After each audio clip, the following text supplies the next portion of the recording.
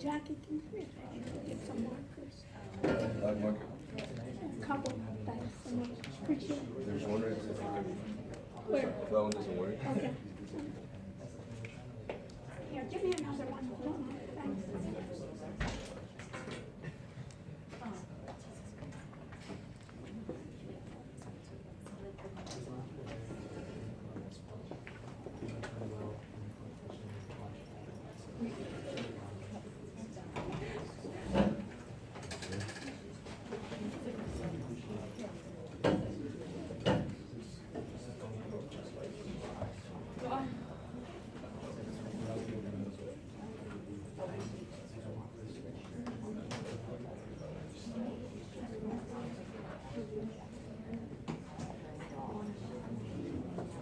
Thanks so much, I appreciate it.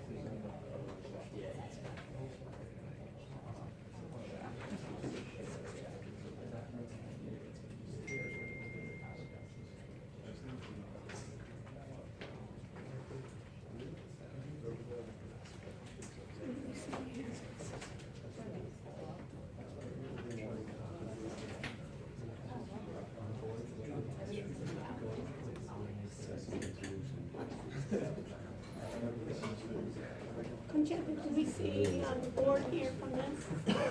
A little bit. Can you maybe move it a little bit so we can basically see the board as well? So, what's today?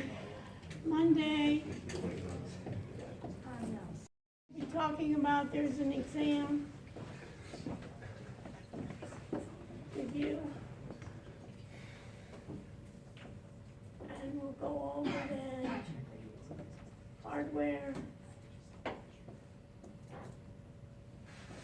software,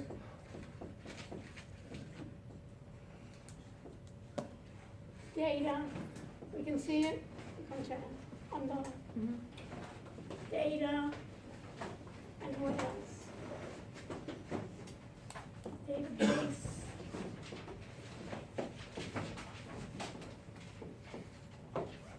Automatic trading systems.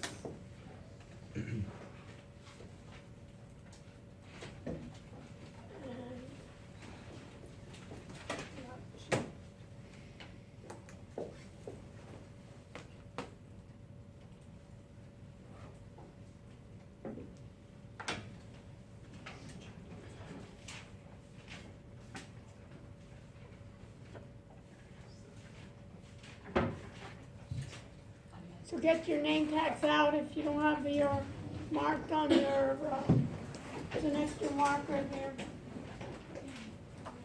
You can start the class.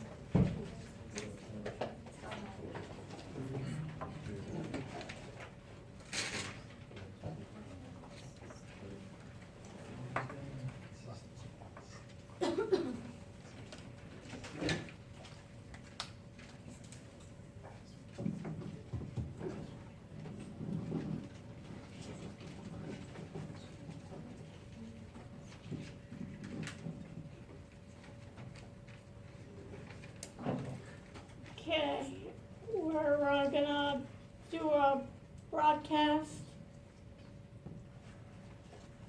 Let me just move this. Checking, can you check on that, is that on? Or is that Yeah, live. live, and where's it pointing to? Is it pointing correctly? Yeah. Okay, so I'm gonna go to Creator Studio. And we'll go to live streaming.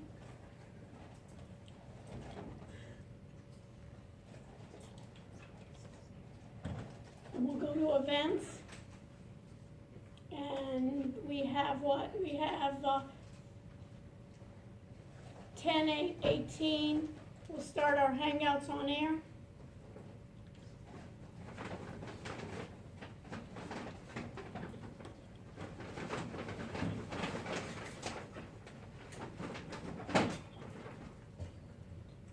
And we'll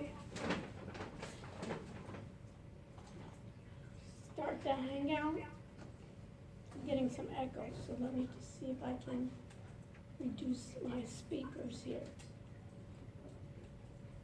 See here on my mic too. I can reduce my volume a bit. On the other side, if we can reduce the volume too. Okay, so we want to share. I'm going to share my screen.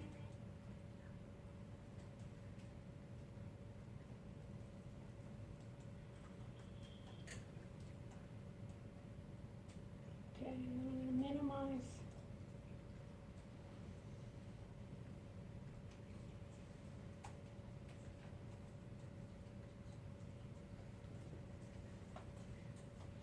I'm going to start the broadcast recording.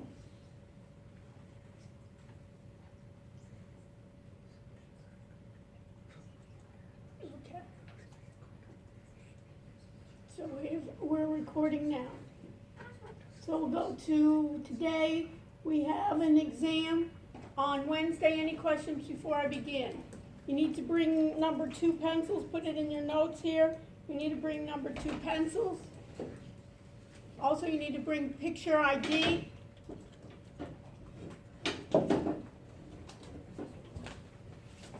And we start at 5 o'clock. Yes. Is it all multiple choice or? I'll go over it today, but there'll be multiple choice, true, false, from the book. And then there'll be open-ended questions. And I'll talk about the open-ended questions today. And the open-ended questions will encase our readings that we did, our class assignments that we had, the ideas of data, big data. How does big data, for instance, compare to what are the basically characteristics of big data? How does it compare? Is it a good example? Automated trading systems, is that a good example? Talk about the automated trading systems. Talk about forecasting, your assignment on forecasting. The R square, what does that mean? Areas like that. And also blockchain. So it'll be 2 parts. Okay, so let's do a review. What do you think? Good idea? Okay, so we'll do a review. So let me go to course documents. Under my course documents, I have PowerPoints. Let me download some of our PowerPoints.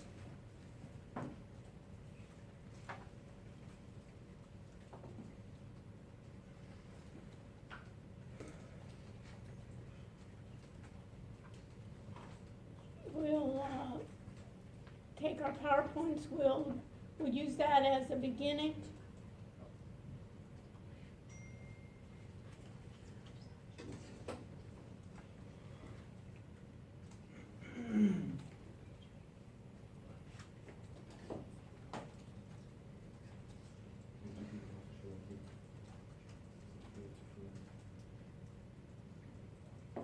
Okay, label. And then let me just see some other course documents.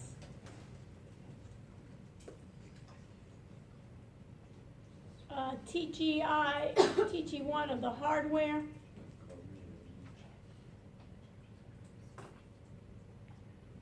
Let's open that up as well.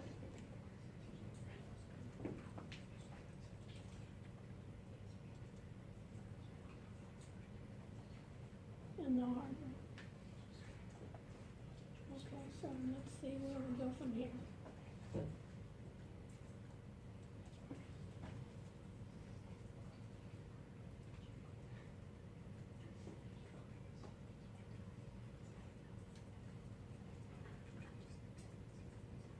Let's see here.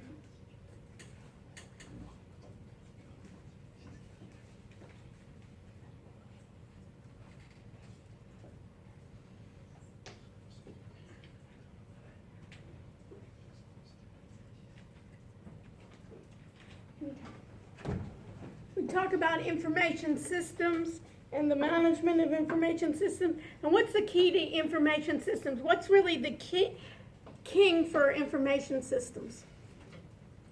Basically, when you think about all these information systems, what have we covered in the class that's basically the essence of what people want to do with information systems? Do we have enough data? Everybody understand my question? Do we have enough data? Is getting data the problem? No, what is the problem then, John? Organizing it. Basically making it meaningful, right? To be able to understand not what my data means and how to make better decisions. There's the idea of going from data to information to knowledge. And what I need to do is, you can think about it, data, information to knowledge is what's the difference between data and information. I'm not going to do all the work, guys. So what's the difference between, yes? Data is just like strictly what it says. Like, there's no like analysis of it. Information is more like two variables. Okay, and what else? How else can you articulate it? A good start. How else can you articulate it? Those are going to be questions. Yes? Data is like numbers, characters, it's like very elementary, and then information is like conveying meaning. Conveying meaning, it's going to be organizing, right? Yeah. And then what's knowledge? Yeah, Alex, what's knowledge then? Knowledge is like things learned from experience. Yeah, and basically then I'm going to be able then to summarize, I'm going to be able to generalize, I'm going to make decisions upon. So we talk about the idea, later on we'll talk about the idea of big data. Is big data, a number of the larger companies are using big data to do what? To try to find patterns in their data, to try to find meaningful, not only information, but ways something I didn't know about my customer base, or something I didn't know about my suppliers, ways in which I can make better decisions. And in terms of the stock market, it would be in big data as what? To be able to forecast what it's going to be the next day or the next week. What are the best ways in which I can see what the trends are in terms of my stock. So I have what I call IT infrastructure, and IT stands for what? Information technology, and the infrastructure contains three components: the IT components themselves, the personnel, meaning people working inside that organization, and the services they provide. So you'll need to know the difference between data, information, and knowledge. And let me just go, at this point, it'll be easier for me. Let me go to the slideshow. And from the current slide, then we can see a little bit more. I can think about these components of the IT, let me just go back one. I can think about computer-based information systems is dealing with the hardware, dealing with the software. I need procedures, a set of rules of everyone in the organization, and also for a database, and these are procedures, basically the rules, the policies in which I have to deal with the data. Now, the IT components, we talked about hardware, software, we talked about database, we talked about the network in IT components, we talked about procedures. Give me an example of procedures.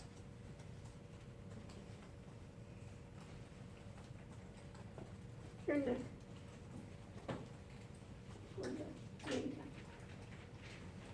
Give me an example of procedures. Let's talk about the university. We all know the university, right? We all know grades, right? We're all interested in that. Yes, no, anyone not interested in the grades? A lot of you are here today because what? Wednesday we have a packed house today, right? And the idea is what? People are interested in their grades. So what procedures, when I submit your grades at the end of the semester, what procedures must be used? Give me an example then. Claudine, what procedures would probably be used? You'd have to go through the system, like all the professors go Okay, through. basically, I would have to log in, right? And I'd have to do log in with my username and password. I would get your grades. I would have to have it in a certain time frame. And then what? Basically, submit in their system, and they would basically check to see if I'm the person, authenticate when I give you the grades. And the procedures would be only at a certain time, then do they then post and put for everyone to see your grades? Claudine, does everyone get to see your grades? No, it's just for you personally. You personally, right? So there is something called FERPA, there's family and basically student rights too, that you should have rights in terms of your grade should be personal to yours. So these are the procedures that would be done, and would there be backup procedures that the grades, and let's say at the day of the grades then, the system crashed, what would be the procedures if the system crashed, if the hard drive went down? What would be the procedure? You're on a roll, Claudine. It's probably like a backup. There's so gonna be that backup, there's gonna be backup and recovery, right? Then not only is your grade once, it's gonna be backed up. And then people are part of the IT components. And what are examples of people in the IT components? Give me an example of people in the IT components of their roles. Programs? People, Yeah, like programmers. programmers, what else? Who else? Go ahead and look up then, University of Miami IT Services. What do you get? University of Miami IT Services. In terms of the team, what do you get? Let's move it. Anybody find it? Cody, did you find it? Let's move. Let's go. Let's do something.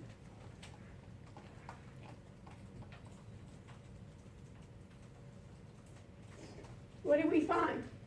If I go back, right? If I go to see what? If I went to Miami.edu,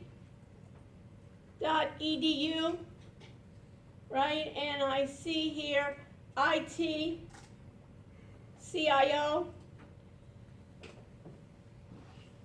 What do we have? Messages from my CIO, information, interim CIO, new data privacy officer, right?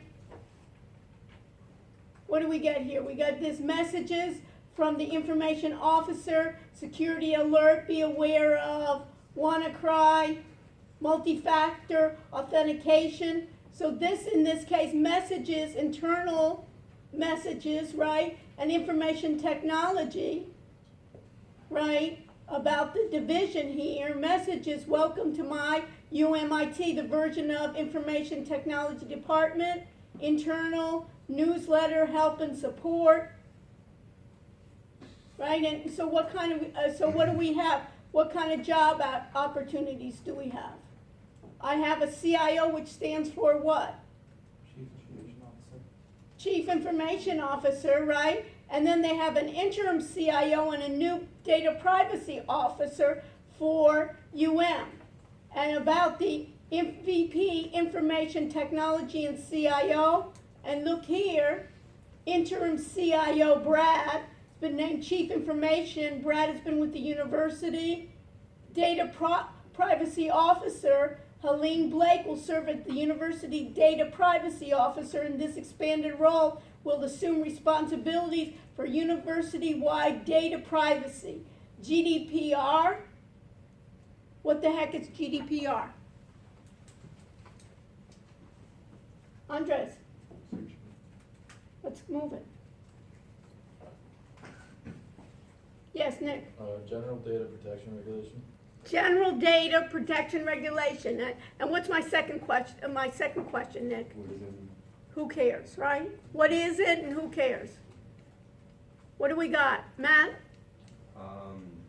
It's a regulation on data protection and privacy for all individuals within the European Union. It also addresses the export of personal data outside of the European Union. Okay, did anybody ever get an email about a website and GDPR? Did you ever see it? Anyone? It basically is the European Union says we are very conscientious about data privacy. Have we ever been breached? Give me an example of us being breached with our data privacy. Russia, What? Russian. The Russians have been hacking what in Facebook, right? Anybody here today? Google, Yeah. basically, 50 million people, the tokens or whatever. right? 50 million people were attacked. Facebook, a number of them. We talked about Equifax. So what the European Union said is we're going to set up rules, and if countries in the United States that deal with Europe, do you think, and Google or Facebook or any of it, or Amazon, do you think they deal with Europe? What do you think, Conchetta? Yes. Yeah, so do they have to then adhere by GDPR? Yes. Now what's FERPA? F-E-R-P-A.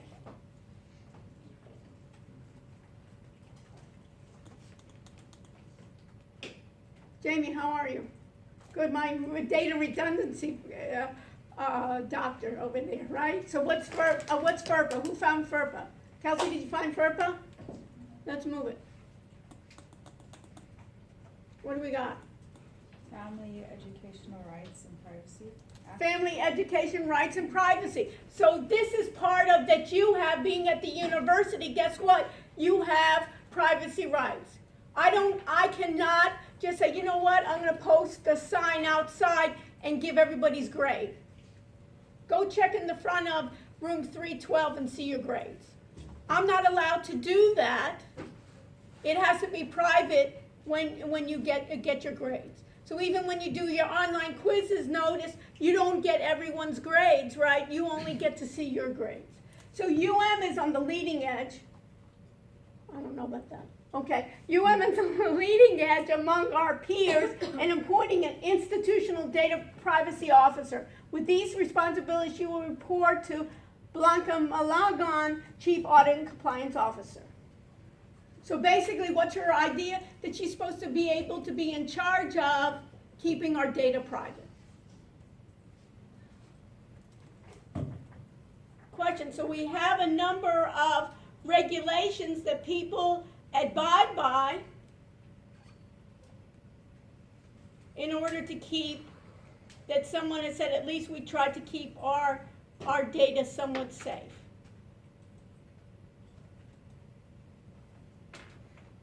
Okay? And then the people then are responsible of who's responsible for the data. Who's responsible for the data? Who owns the data to put into the database? Who makes sure that when John changes his address, right, that it's correct? When he changes his major, it's going to be correct in the system. When he's paid the bills, right, paid his tuition, it's been set. So we'll talk about then capabilities. What else do we need to know? There's functional areas in information systems. So you can think about it. It's almost, this looks like almost what? The departments in the business school, right? Accounting, finance, production, operations management, marketing, HR. All of those are going to be individual information systems that will integrate together. And many times that integration together, those systems are called ERP systems. And what does ERP system stand for? Enterprise Resource Planning Systems. And basically for organizations, for enterprise, for large companies, it's basically trying to set up my accounting, my finance, my supply chain, my marketing, working together. Some of the systems and HR, some of the systems that are ERP systems, one is called SAP, common one, and for payroll, then it would be what? Workday is another one that are vendor systems. Okay? And this you can see here is IT components are on the bottom. I have my personnel, I have my IT services, my TPS are my transaction processing systems. Put it in your notes, transaction processing systems are real time. So when I go to the counter, when I go to Publix and I have the cashier then go through, take my items and scan it, that goes to the transaction processing systems. And then above that, you see here, ERP systems, or my enterprise resource planning systems. I have my accounting, my finance, my production, and then above there in that little triangle it says what? Vanessa, what does it say above there? Business intelligence systems. Okay, business intelligence systems and dashboards. So what's the difference between business intelligence systems and dashboards and the rest is the business intelligence systems are taking my data, transferring it into information, and bringing knowledge to it. And what this is doing is it's summarizing my data and giving it many times real time to different executives or different people in the organization, and it's a need to know. So my marketing information would be getting information on how my marketing campaign went. My accounting person, my CFO would be giving then information on where are my break-even, where are my profitable units, and where are my non-profitable units. And in a dashboard, the dashboard would look like, when you think about it, the dashboard of your car. When you look at the dashboard of your car, it basically gives me the overview. So it's giving reports to my executives on the top end. Okay? This is transaction real-time monitoring. We talked about it. And we have here inter-organizational. We talk about supply chain management. Now, I gave you an article to read this week. Everybody get it? Who got it? At least you got the link, right? You got the link. What was the link about? It was decided about Bloomberg, and what was it about? Or China hacked into like some hardware computer system. So basically what happened is, when I deal with Apple or Amazon or Google, do you think they have one server? Dan, No, how many servers do you think they have? a lot. Thousands, right? So basically what they have is they have thousands of computers then, and they have a supply chain, and what they are alleging is that usually we have a hack or we have a problem of security, and it's usually what we call a software hack. What does that mean? A bot, and what's a bot? A bot is a software program that is directed to do certain tasks. We can either do positive tasks, for instance, of trading our systems, or we can do a bot where we can have it do malicious code. That's software. And what we do is we have then preventative other parts of software or hardware that will prevent us from getting what we call malware or viruses. What they did in China was what, Cody? Did you read the article? Yeah. So what did they do? They took a tiny chip and they put it into the motherboard. And it And had, who was and basically what it was is along with it, basically a company in Southern California that makes the motherboards of the hardware. Basically, they say we have such a demand, we're going to outsource it to Taiwan. And Taiwan outsourced it for China, and basically this little chip then sent some code to another little chip, and then it infiltrated the system. Go find that. People like us would not even be able to find that information. It was only after it was by accident, Apple bought another company that their hardware basically for video, to compress video, was able to find it. So you can see here that all of a sudden my supply chain management system becomes more vulnerable. And it basically keeps track of that supply chain and it's needed. Okay, and then I have my suppliers, my business. We won't worry about this. Types of organizations. I'm not going to worry about this one either. Okay, and these are just how IT has an impact. And of course we know it has an impact in anything we do. There's nothing that we don't do that information technology doesn't have an impact. Okay? Questions on this chapter? How I would study this chapter, go through the PowerPoints, go through the key terms at the end of the chapter, right? That we're able to see. So in terms of technology, let's look at that and see what I want you to learn from there, from the current slide. So I have hardware. So I have basically how I break it down is you need to know what a CPU is, Central Processing Unit. The short acronym is CPU. That is the processing, primary storage, and secondary storage. You need to know the difference between primary and secondary. What's the difference?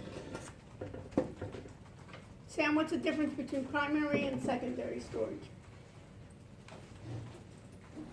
Who can tell me? Yes.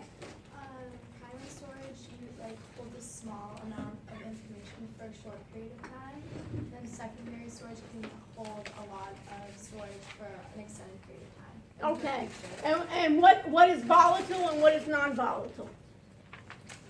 You need to know that on your what's volatile memory and what's non-volatile. And what's the difference and who cares? Yes. Volatile, is that when it can be lost? Okay, basically when you turn on and you it hasn't gotten saved to your disk, right? And let's say your power goes down, you can lose that information, right? Random access memory is primary or secondary storage? What? Primary, right? Random access, secondary. What is more expensive? Primary or secondary? In terms of the unit, Cameron? Primary is more expensive. What is quicker? What is faster? Primary. In order for the computer to work, as soon as my operating system loads up, basically anytime I operate on a computer, an application, I'm using it in primary. And then other things get saved on secondary. And you need to know the difference between input technologies, output, communication technologies. And of course we know hardware is going what? It's always going to be cheaper in the future, right? Going to be able to do more. The performance is going to be enhanced, right? We always know that. Anytime you buy a new Mac, you're going to buy it for the same amount of money, you're usually going to get more power, not less power, right? And the prices tend to go, it depends on what, it again on going down. But have you seen the prices of the new phones? They're not so cheap, right? I want the big ones, right? So if they're in high demand, right, who's my economics major, right? It's supply and demand, and if I make it supply and demand and everybody wants it, I can keep my prices high and my margins greater. And then we have something called BYOD, is bring your own device. Basically, traditionally IT is saying we'll provide the devices, and now basically the consumer or the IT person or the worker is saying, hey, guess what? I'm more advanced than you are. Let me bring my own. Now, in types of computers, there's two types of computers. There's what we call server-client relationship. The server is the one that's hosting my data. The server is what's passing the data to you. And the client is basically my desktops, my laptops, my tablets, my phones. Those are the clients. So all of you that now have your laptops on your desk, they're the clients or they're the servers? You're the clients. Now you're acting as a client when you're using your server. Now you could flip it, and usually when I'm going to be hosting, I can host on, or I can make a server as one computer, or I can do a number of computers clustered together and use those as my servers. So that's what they call a server-client relationship, right? And I have them, my laptops here.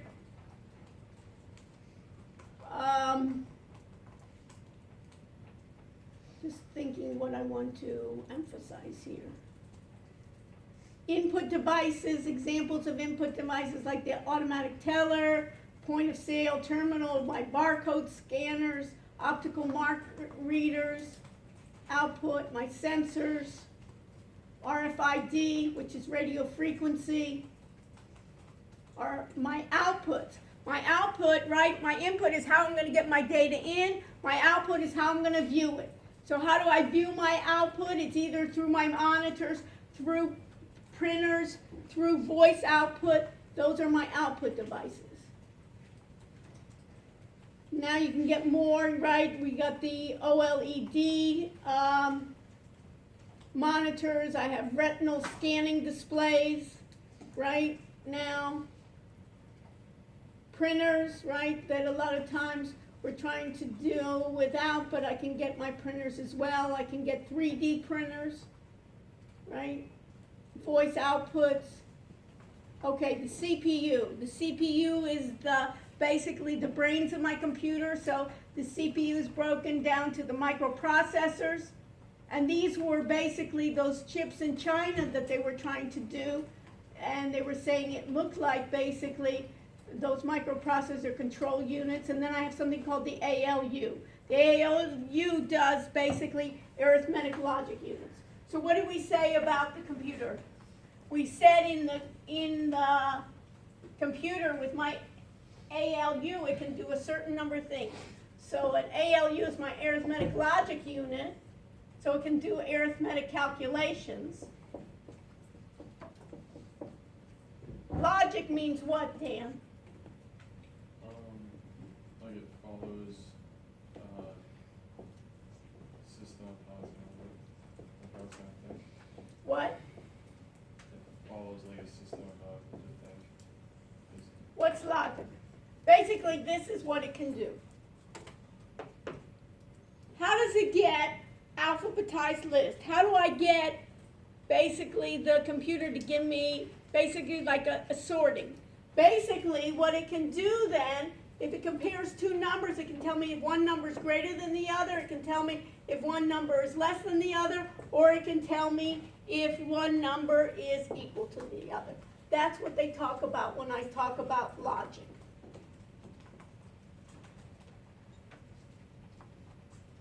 The arithmetic does the calculations. The logic part is greater than, less than, or equal to. And I know basically I'm going to have more advances in the microprocessor designs. All of this, right, is all my devices now are going to be microprocessing designs, going to be smaller, more powerful. So when I think about even automated systems, when I think about even the driverless cars are using these advances in these microprocessing design. We talked about random access RAM memory already, right? We talked about the data instructions that are traveling in the chip. So this is how then the Chinese did that hack, was they had some data and instructions. Those data and instructions were really basically something like this. Remember how you have a username and a password? The instruction may be saying, eliminate the password. And if I eliminate the password, then I can go into any system. So this can be done each time. The ALU then receives the instructions, and this is the example, right? Input, my output, you need to know this, my primary, the difference versus my secondary. Notice it goes both ways. So a lot of times you know you have something in cache or main memory here, and I'm going to save it where this is going to be non-volatile. And then here's my inputs from my microprocessor. Moore's Law. You need to know what Moore's Law is. What's Moore's Law? Who can tell me? Let's go. Who can tell me what Moore's Law is?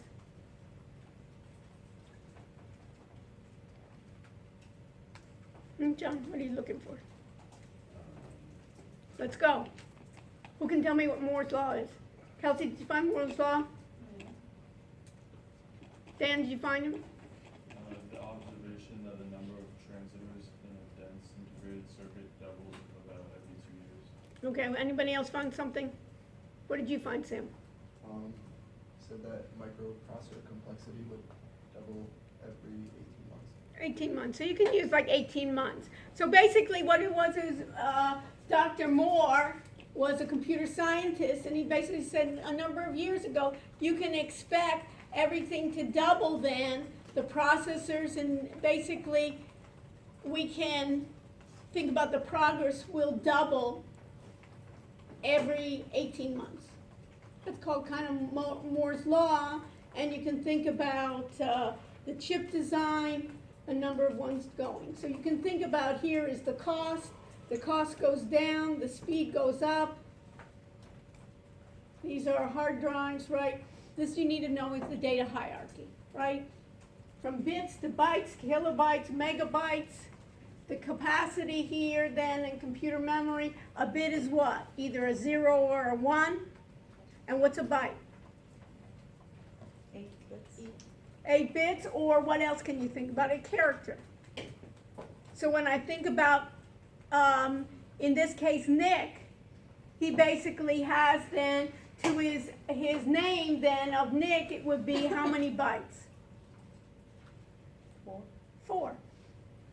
And N is really going to be then, basically, it'll be a combination of 8 bits to make that. So it's basically how they do the computer. It is so fast, but it's very simple in the way that everything's just a 0 and 1. So one character may be 0, 1, 1, 0, 0, 0, 0 may represent one character. That's how they're looking at it, right? And then you can do 1. Here's primary, talking about cache, RAM. These are secondary storages, and that's the hardware. Okay.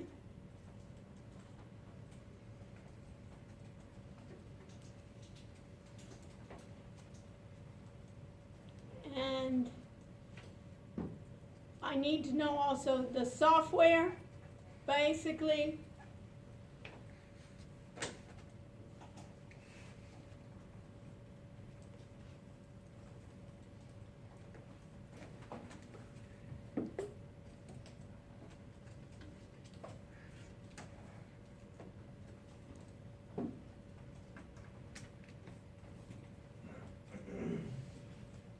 Let me open up the software.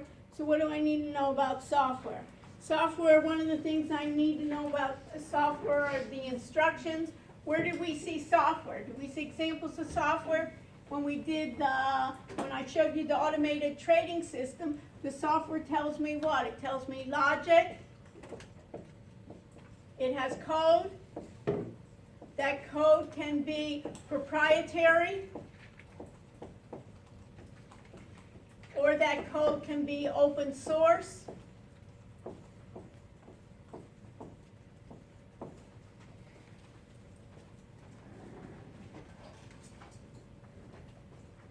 Right? And what's open source? Code can be changed. What? The code can be changed. Modified. Okay, the code can be changed, and how much is it usually? Free. Cost. it's no cost, it's low cost. What's example, I can have open source operating system, or I can have open source applications. Give me an example of open source operating system. What's an example of an open source operating system? Michael? Linux, right? Linux is an example of open source. So I have computer programs. Let me see here. This is a good example. Here I have hardware, I have system software, and application software. Give me examples, Michael. You're on a roll of system software. System software, what's an example of system software? Is what's another term for it? Operating systems. Everybody hear about system software? Give me an example. You said one with Linux. What's another one? Windows. Windows, what's another one? Mac OS. Mac OS, what else? iOS. iOS, what else? Android, Chrome, right, are examples. And basically, what's an operating system? An operating system is basically part of that operating system is a part of it is in RAM, part of it is in what we call ROM, the read-only memory, and it needs to run in order for applications to run. So this is a basis for my applications. So if I'm going to be using my browser, I need to have an operating system to use my browser. If I'm going to be using Excel or going to be using PowerPoint or Word, I need a system software to run that. So I need here, software licensing takes care of privacy problems. A lot of times one of the problems in China, what people were complaining about, is they steal intellectual property, and also they don't abide by software licensing. And I have open systems, open source software, you need to know those. Okay, application software application is the end user uses that to do some type of task. And you know these tasks already, spreadsheets, word processing, finance. Okay? So that's the Tech 1, Tech 2, and the hardware. And let's see what else we have. We have security.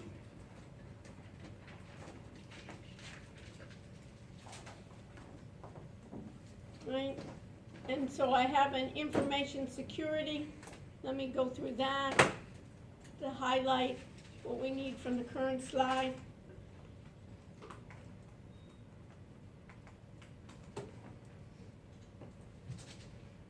Okay, this is what you need to know. We're never 100% secure, and where we're even more vulnerable is when we get on the internet. I'm going to be vulnerable if I take, for instance, Vanessa says, I have some files I'd like you to read, and I said, oh, you have a memory stick, Vanessa? I'll take it from you and put it onto my computer. I may be vulnerable in order to get that. But many times I'm also vulnerable in getting any type of virus is when I go to the internet, right? Either people can enter to my computer and take over, and we talked about it, is what a number of people like to do in universities is you're on the network of the university, and basically people like to, from overseas and other places, basically take over your computer and you don't even know it. Because they're part of the network, they try to find basically the exposures and the vulnerabilities. So in terms of security, they always have to be thinking about how do I need to be secure. It's difficult, and basically I have to evaluate what kind of threats do I have, what exposure do I have, and where am I vulnerable. And then we have human errors, and we have something called social engineering. You need to know social engineering basically is when we talked about human beings, not software, basically try to break in by getting information from other human beings. So you have this security threats. Where are my threats coming from? My employees are usually a threat. those system programmers, they know the system a lot of times better than we do. They know where the vulnerabilities are, and guess what? How am I gonna keep track that my own employees aren't stealing from me? Or my own employees aren't, what? Sharing information with other people and getting money for it. Let's say I go ahead and fire somebody. John, I hate to let you go, and he may be my chief engineer in my information systems. And you know what, John? I'm letting you go, and you know you have a month to remain here on the job, and then after 30 days I'm going to let you go. You think that's a good practice, John? Yeah. It's a good practice because I say, John, you know, I want to give you time to get another job. Anybody see any problem with that? Everybody understand? John's my systems programmer, really knows my system well. And I said, John, you know, we got to let you go. What's the problem with that? And I said, you got 30 days. Sounds like I'm really a good person, right? Going to be, what's the problem? Yes. You can still proprietary information or something? Pardon? You can steal like little. Right, he has 30 days to screw me. Really well, right? He has 30 days, right, that he's into the system, right? It's not even one day he's going to screw me, right? But he's going to screw me for 30 days, right? He's going to take everything from me, right? I need a lot of time to go ahead and sell all your information, put all those viruses in that I won't be able, you know, he's hating me now, right? God damn it, right? He's saying, right? Take this job and shove it for 30 days. You think he's happy that I just fired him? No way, right? So one of the things here is not only do I have to, a lot of times, even fire him and basically have my guards take off, but what's the problem is he still has the password. He still has his system ID. I have to cut that off immediately. So there has to be these processes that these people I have to, basically, he's sitting at the computer. Do I know what he's doing? And does he have to be at his desk? When he goes home, can he get into the system? John, you can get into the system, right? If I don't cut you off. So these employees are a problem. I have other insiders, maybe just going around and seeing what he threw in the trash, right? And then I have my system software, and then I have hardware threats. You saw that. I didn't even know the Chinese ended up putting on our motherboards, they put in a virus. I have then outside threats coming from the internet. We're all going to be so scared. I'm telling you, we should all just get under our mattresses and then we won't do anything. I have natural disasters. I'm going to worry about there's storms coming, there's hurricanes, and then I have power outages. So these are the ideas, and notice a lot of this is coming just from my employees or outside. So these are my security threats. These are two areas that pose significant threats to me. It's human resources, right? My contractors. Maybe that was my human error. Basically, I have careless internet surfing. What happened is everybody's clicking on links that they get. Right? They're going to get all this money, they think, you know, from all those guys from Nigeria or something. Right? Have you ever gotten those? You remember those? I don't get those anymore. But I used to get those. You remember some prince, and all he wants to do is have me share in his millions. Okay? So you have this, espionage. What else is important here? Viruses. You need to know the difference between a virus and a worm. You can look that up. Phishing attacks is basically trying to see if I'm going to pretend to be someone else. I can be spear phishing attacks, basically looking at certain people that I want to do. I have what I call DOS, denial of service attacks, and distributed denial of service attack. Not only do I go after one server, but I can distribute it across the network and don't allow them to come in. Then my programming development is I can create, then what's John going to do is he's going to create a logic bomb based on a certain day. He's going to screw me by shutting down my system, going through the back door, and having a Trojan horse. I'm really screwed. And then what I have here is I have software that I have key loggers. What are key loggers? Is basically, Vanessa says, you know what, Dr. Raj, I have a file for you. Can I just give you my memory stick? She puts in the memory stick here, and I go away, and basically I'm keeping it there, and everything I type basically goes to her memory stick, and she has my passwords, and she has to, and basically, you were probably in cahoots with John, right there. And then I have tracking cookies that tracks everywhere I go. I have adware. This is important to know for the exam. I have risk. Every time of course I have risk. Life is a risk, right? I get up in the morning, there's a risk right there, right? And what I have to do is I know I have to analyze what risks I have, and then I have to, depending on the costs and the benefits, I have to try to mitigate that risk. What does mitigation mean? Reduce. So I have to get controls to reduce that risk. I have to control how I can get better for security. So on this campus, being on the internet, right? Have you ever seen when you get on the internet, they have this little disclaimer, you're going to get on the internet, you have to behave appropriately, right? Are you being monitored when you're on the internet here? Yes. Yeah. I had a student from Hong Kong. He was an exchange student. He was taking one of my classes, and he was like computer science, and I said, what are you in this class for? Let's do a special project, because I want to challenge everybody.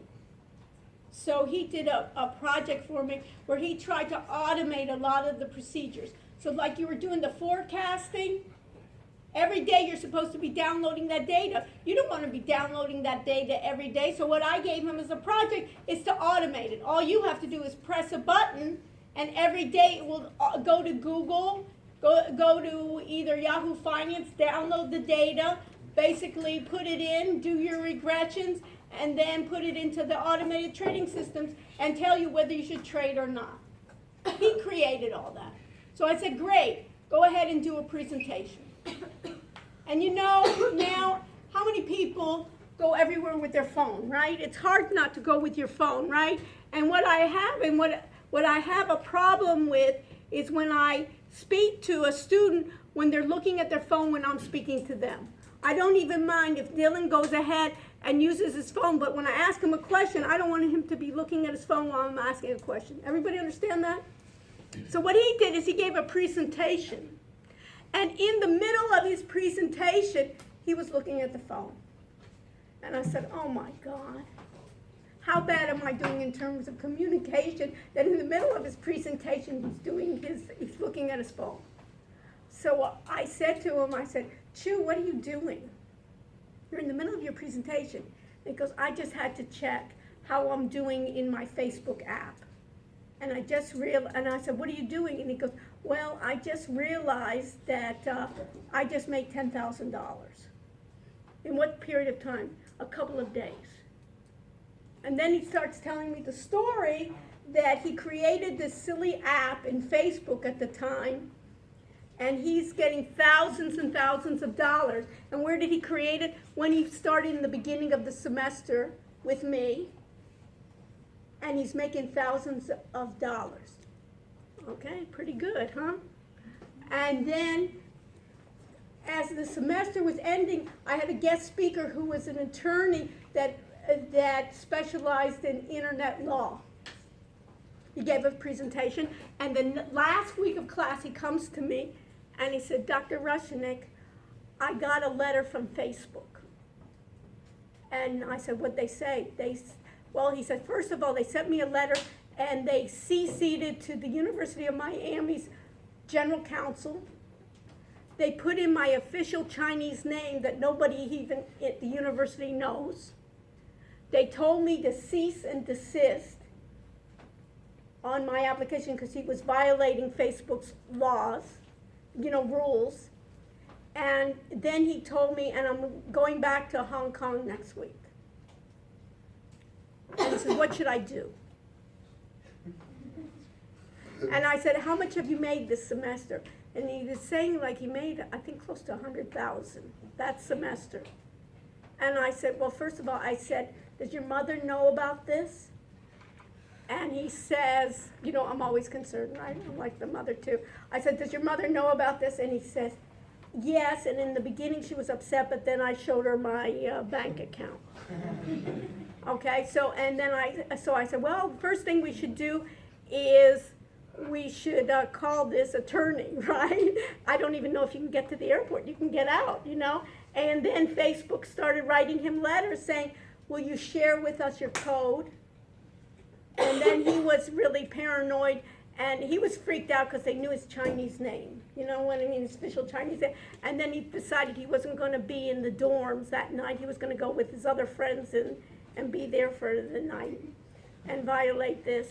So basically, we're talking about risk, and risk analysis is how did they find him? How did they find him? How did Facebook find him? Why did they CC it to the legal counsel?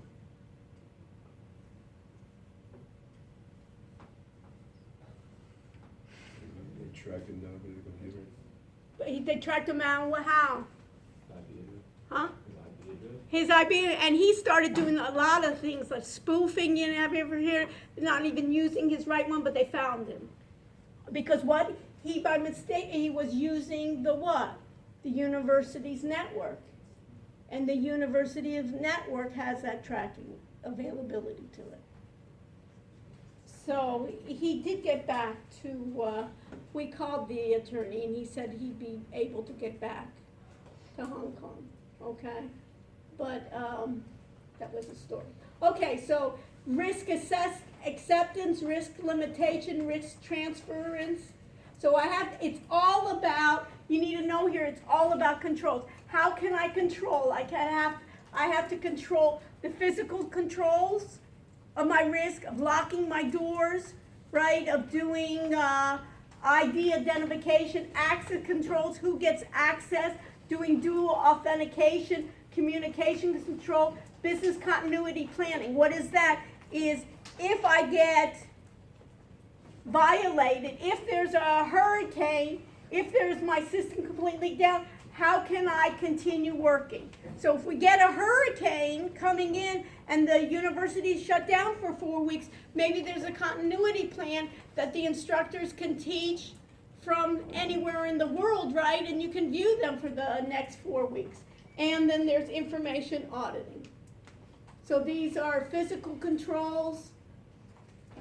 What are access controls? You need authentication versus authorization. Authentication is something the user is, like biometrics. You can put that in your notes, something the user is. Biometrics, something it has, something the user does, something the user knows. Passwords. And this whole password business, I'll show you after we spend the time, is you can go into a website and see who has tried to get your password. You know, these passwords, everybody's been saying that they're obsolete. You know, there's basically all databases with all your passwords. You know that thing with your credit cards, what's your mother's maiden name? Anybody have those, all those types of things? There's a database of all of us with all those, our mother's maiden names and things like that. Encryption, VPN, virtual private networking means that we're not going to use the regular internet. SSL, secure socket layer, means SSL. What does it mean when I see HTTPS? Right? Anybody see that? That's basically my secure socket layers. Right? If I'm ever going to go to an e-commerce site. Right? And then here's the internet. What else?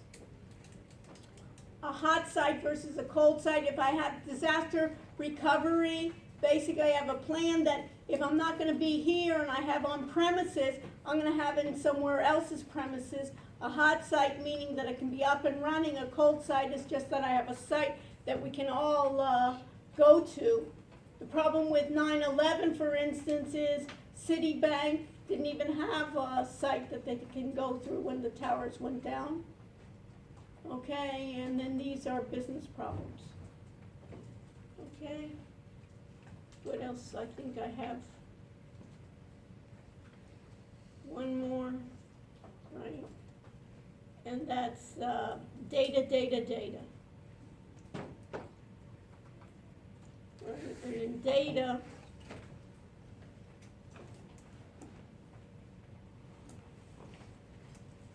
we talked about it, I don't need to know the difference between data, information, and knowledge. Let me just do the slideshow here from current slide. I need to know how the database approach is, we've talked about it. You need to know what are the characteristics of big data, the difference between a data warehouse and a data mart. Are they using historical or real time? Historical, right? And we're not gonna talk about the relational database operations other than it's in tables, right? What else? We need to know what data governance is that there has to be a number of people in the organization to decide what data we're gonna put into the system. We're gonna have to decide is how we're gonna replicate the data, the accuracy of that data. We have to manage it. There's multiple sources of that data. We have to worry about its security, its quality, and its integrity. Can we rely on it? Can come from internal sources, it can come from personal sources, or it can come from outside data. The data hierarchy, we talked about it before, the relationship. These are key that you need to know. These are the three main problems of data. We talked about it: redundancy, isolation, and inconsistency. My data may be in one place, my social security number, one digit may be off, another digit will be in a correct format. Sometimes I have too much data redundancy, sometimes I want some data redundancy, and in isolation, my data doesn't talk to other parts of the organization. I need to have it to be independent as well, so other groups can do it. We talked about bit byte in a data hierarchy, in a table, in a spreadsheet. A field is a column or it's a row? A column. It's a column, right? I have a data file, and together I have a number of data files together that make up a database. I need to know the difference between a primary key and a secondary key. A primary key is unique. A secondary key will help me find more information, but doesn't necessarily have to be unique. An example of a primary key is like a C number, right? The C number is primary, and it may be some others. So sometimes they say, I want date of birth and something else. Date of birth is not, it could be my secondary key. Okay, define the big data. You need to know about the characteristics of big data, leveraging big data. Leveraging, and it has to be diverse, high volume, high velocity, and enabled. This is the key to make decision making, give me insight, give me discovery. And here's ways in which I need to capture it, process it, transform it, analyze it. A lot of times big data, I have to clean it up because I have missing data. I can do machine generated, I can get it from social data. You can see how much I can get it. I can get it from menu. So these are the characteristics: volume, velocity, and variety. So for instance, in the stock market, when we're doing automated trading systems, I have those V kind of cube where do I have volume? Yes. Do I have velocity? Do I have variety? Sure do. When they say big data is dirty, it means it could be incomplete. And I can get it in data streams. We talked about the database environment. We talked about traditional relationship data, meaning like tables that we talk about, versus no SQL. SQL is a structured query language that I use for traditional database environment. No SQL meant what? That it basically wasn't structured. Like video is an example of no SQL. I have open source solutions for SQL like MySQL. Putting data to use. Human resources, data warehouse, data mart. A data mart is a subset of a data warehouse, and we talked about it as being traditionally those data warehouses were in large organizations, right? And a repository. The data mart is going to be low cost, scaled down version of a data warehouse, and it's going to be very specific to a particular task.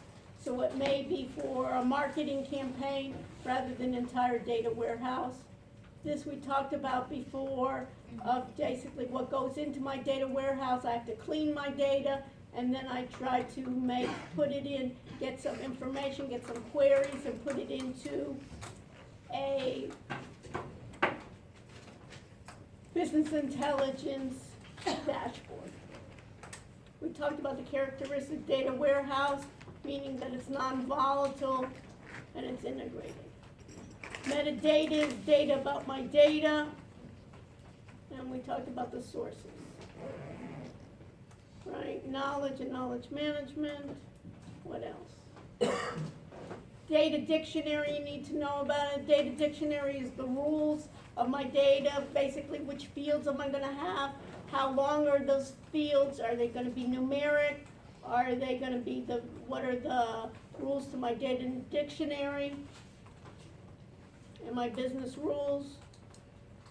Let me see here, I don't want this, and that's it.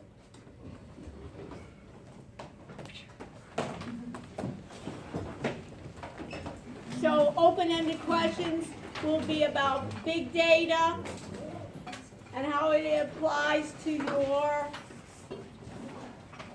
stock market analysis program. You need to have all your updates to your forecast. You need to have at least 3 or 4 forecasts and comparing them like we talked about. I'll be giving you the final grade on that. And the other part will be on the blockchain. What is the blockchain? What are the applications? That article that I gave you on blockchain. Dan, do you have a question? Yeah, is the tech guide 3 PowerPoint on it? I'm gonna use that for the next time. Tech Guide 3, I'm gonna use, we got enough, I think. You agree? Yeah. I think, stay with me if you have questions. I'll be happy to, thank you so much. I'll be happy to stay with anybody that has any questions. Is it fill in the blanks?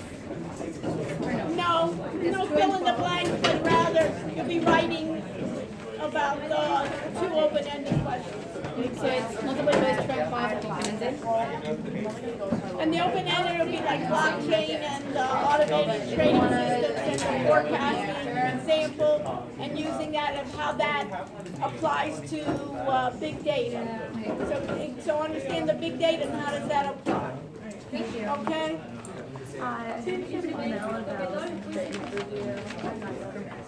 So you have a couple minutes? Yeah. Sit down and we'll work it out together. You know what, take your laptop out. Okay. And what you need to do first is you have to research what are they looking for. Yeah.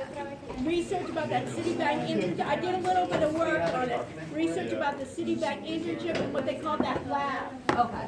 Do you have anything that they stated anything about it? I have. We'll look at it together and we'll do a little practice session now. Okay. Okay? Perfect. I was gonna ask you about if it's the exam or PT for it. The exam is gonna be like similar. Similar format.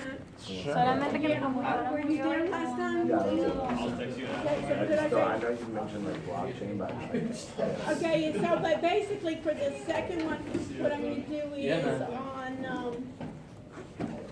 you remember we talked about the controls? yeah. I have like, The administrative controls, yeah, I have physical, that that'll be one question about administrative controls and the other in one. healthcare. You remember they had the different administrative controls? Yeah, I have a review. I wrote from the down. I'm gonna actually pull it up. Yeah, I'll be happy to go over it with you. Okay, yes. I missed when you were saying about the blockchain short answer. Like what specifically about it? Okay, did you read that article? Let me go to it now. Let's go to web links. Let's go to that blockchain. This is a good article for you to read. Who's in your group? Cody and Ben. Okay. So here, blockchain, Oh, yeah, she's gonna. like this one. These are good questions. Okay. And then those are And just then, from the and article? here, yeah, and so basically, if you go through this, if you go through this article, right, there, you can see a number of those questions, and then what are the applications to blockchain? Okay. So go through that, and then there's some videos on there too, so there'll be something on that part. Thank you. Okay, perfect. Yep. Okay? Yes, yes. What's up? Oh. How are you?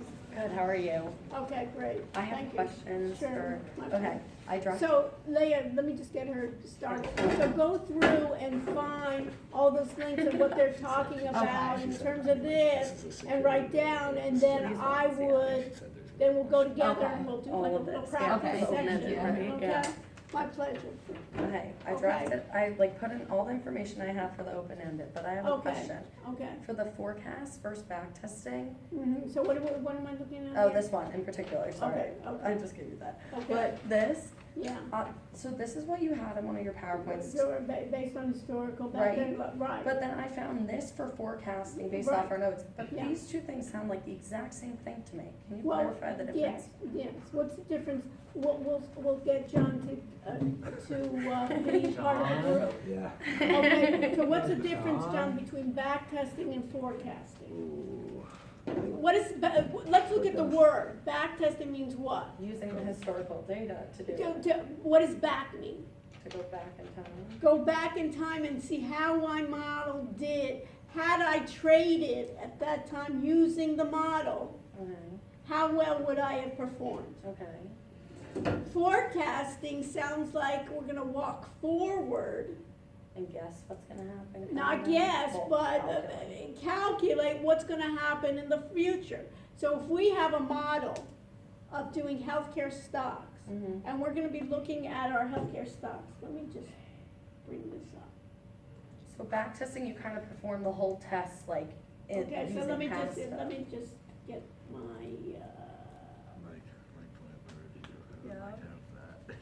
okay, I know. so, I tried. let me just find It's like I have to come and ask. my, yeah, so let's see, so with my back testing here, let me just go into here and we'll see. We can even view it from here, let's see if we can see it. Sorry, I'm sticking. So my back testing, I have a model, what does it say here? There only can be one instance of Oh, Ninja okay, Trader so- running at so- a so time. let's see. Let's see, can we see? Okay. So we got Ninja Trader, which is simulated trading system. And I'm going to skip this. In Ninja Trader. We'll see if something comes out. Okay, and now what I wanna do is let me go first, let me just close this. Let me close this for a second. Now I wanna get my data feed, my data stream, right? So I wanna connect, I wanna get end of day, right? And we'll see if I gets my end of day. So this is a platform to simulate how I would take my strategy, so I'm connected, and now I'm just gonna go File, New, Chart, right? And what was, and in this case, what was one of your, let's just even go to the Dow here, okay? And in the I Dow, did the J&J one. J&J, is Mhm. that it? Yeah, that's it. Okay, so I have new J&J, right, and what does it say here? It says days, it's the type is day, right?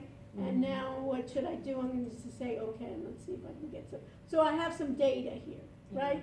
It looks like, and now notice here, this was the last one that it did here. We can see the time, and the time frame, if I go backwards in time, see, this is backwards. Now, what I want as a strategy is to take a number of indicators and have the strategy tell me where I can buy and where I sell. So let's look at the one that we did, our sample MA crossover. You see that? I have my sample MA crossover, right? I want to change my enabled here, right? I have one. Let me do new here. Let me just move one. Sample MA crossover, new. I'm going to change enabled from false to what? True. True. What a class.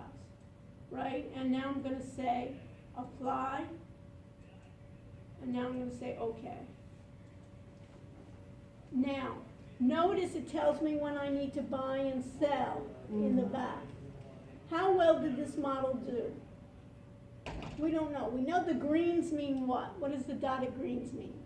That they did the right thing. They did the right thing. Here it told me to sell short, meaning I'm betting it's going down. It did well.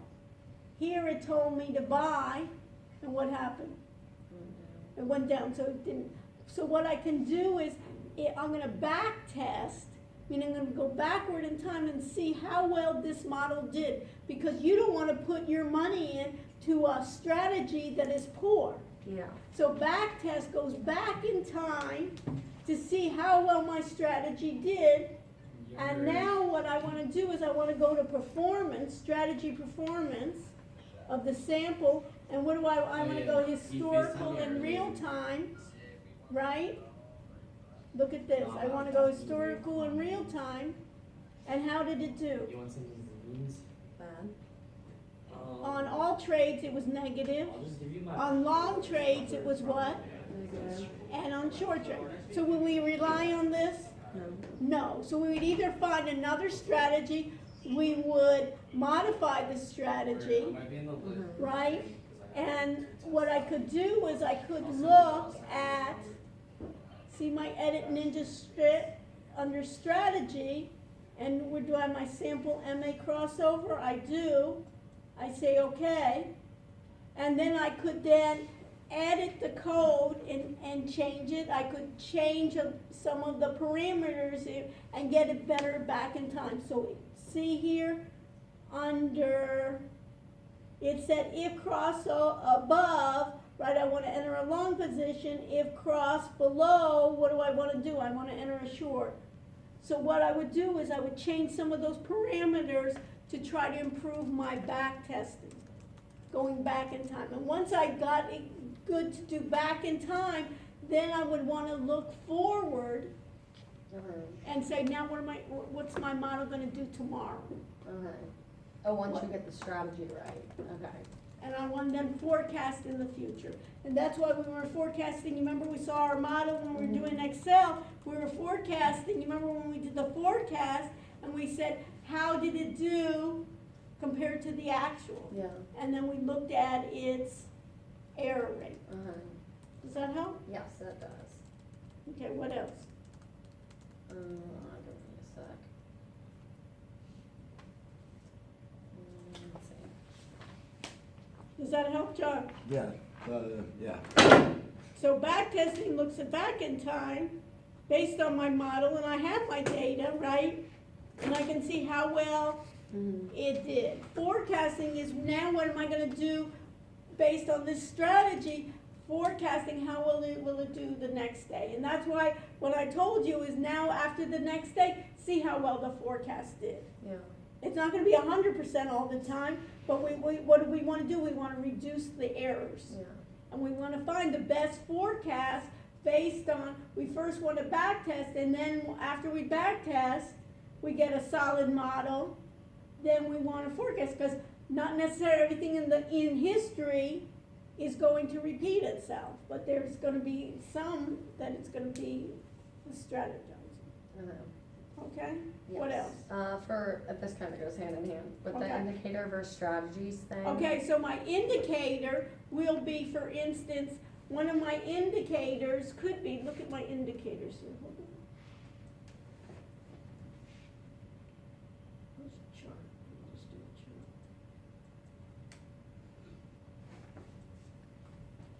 Okay, let's do the J&J. Right.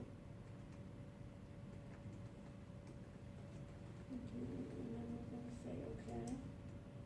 Right, my indicators are, see, here's my strategy. My indicators can be a number of, it can be, one of my indicators can be, remember we did our regression?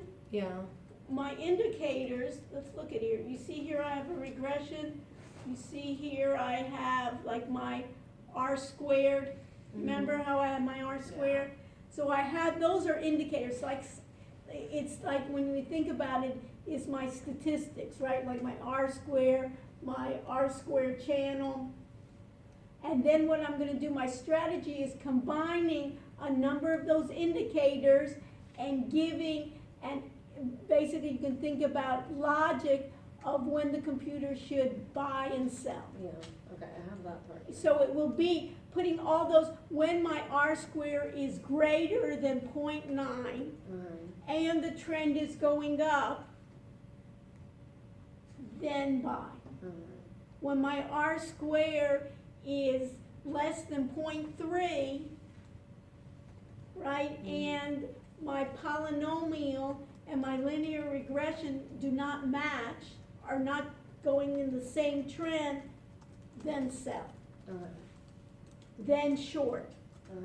So my strategy is using if-then rules with a combination of indicators to tell the computer to buy and to sell. So would then the if-then rules be the algorithms like written in the computer? Okay, cool. Because that's another one, the algorithms. Right, it's a set of steps, so the algorithms, we would set this up, and you would do it with a number of people. You do it with a mathematician, you may do it with a physics major, you may do it with somebody that really knows J&J really well, somebody else that knows the medical area really well, and say, based on this, based on the research of what is happening, and I can see how J&J operates all the time, I think based on this, and I see the patterns of how J&J is working, we're gonna then keep on refining our algorithms and our strategies, and we may have one strategy for basically our pharmaceuticals and another strategy for medical devices. What else? I think I just took the information for the automated trading systems from the PowerPoint. Perfect. Yeah.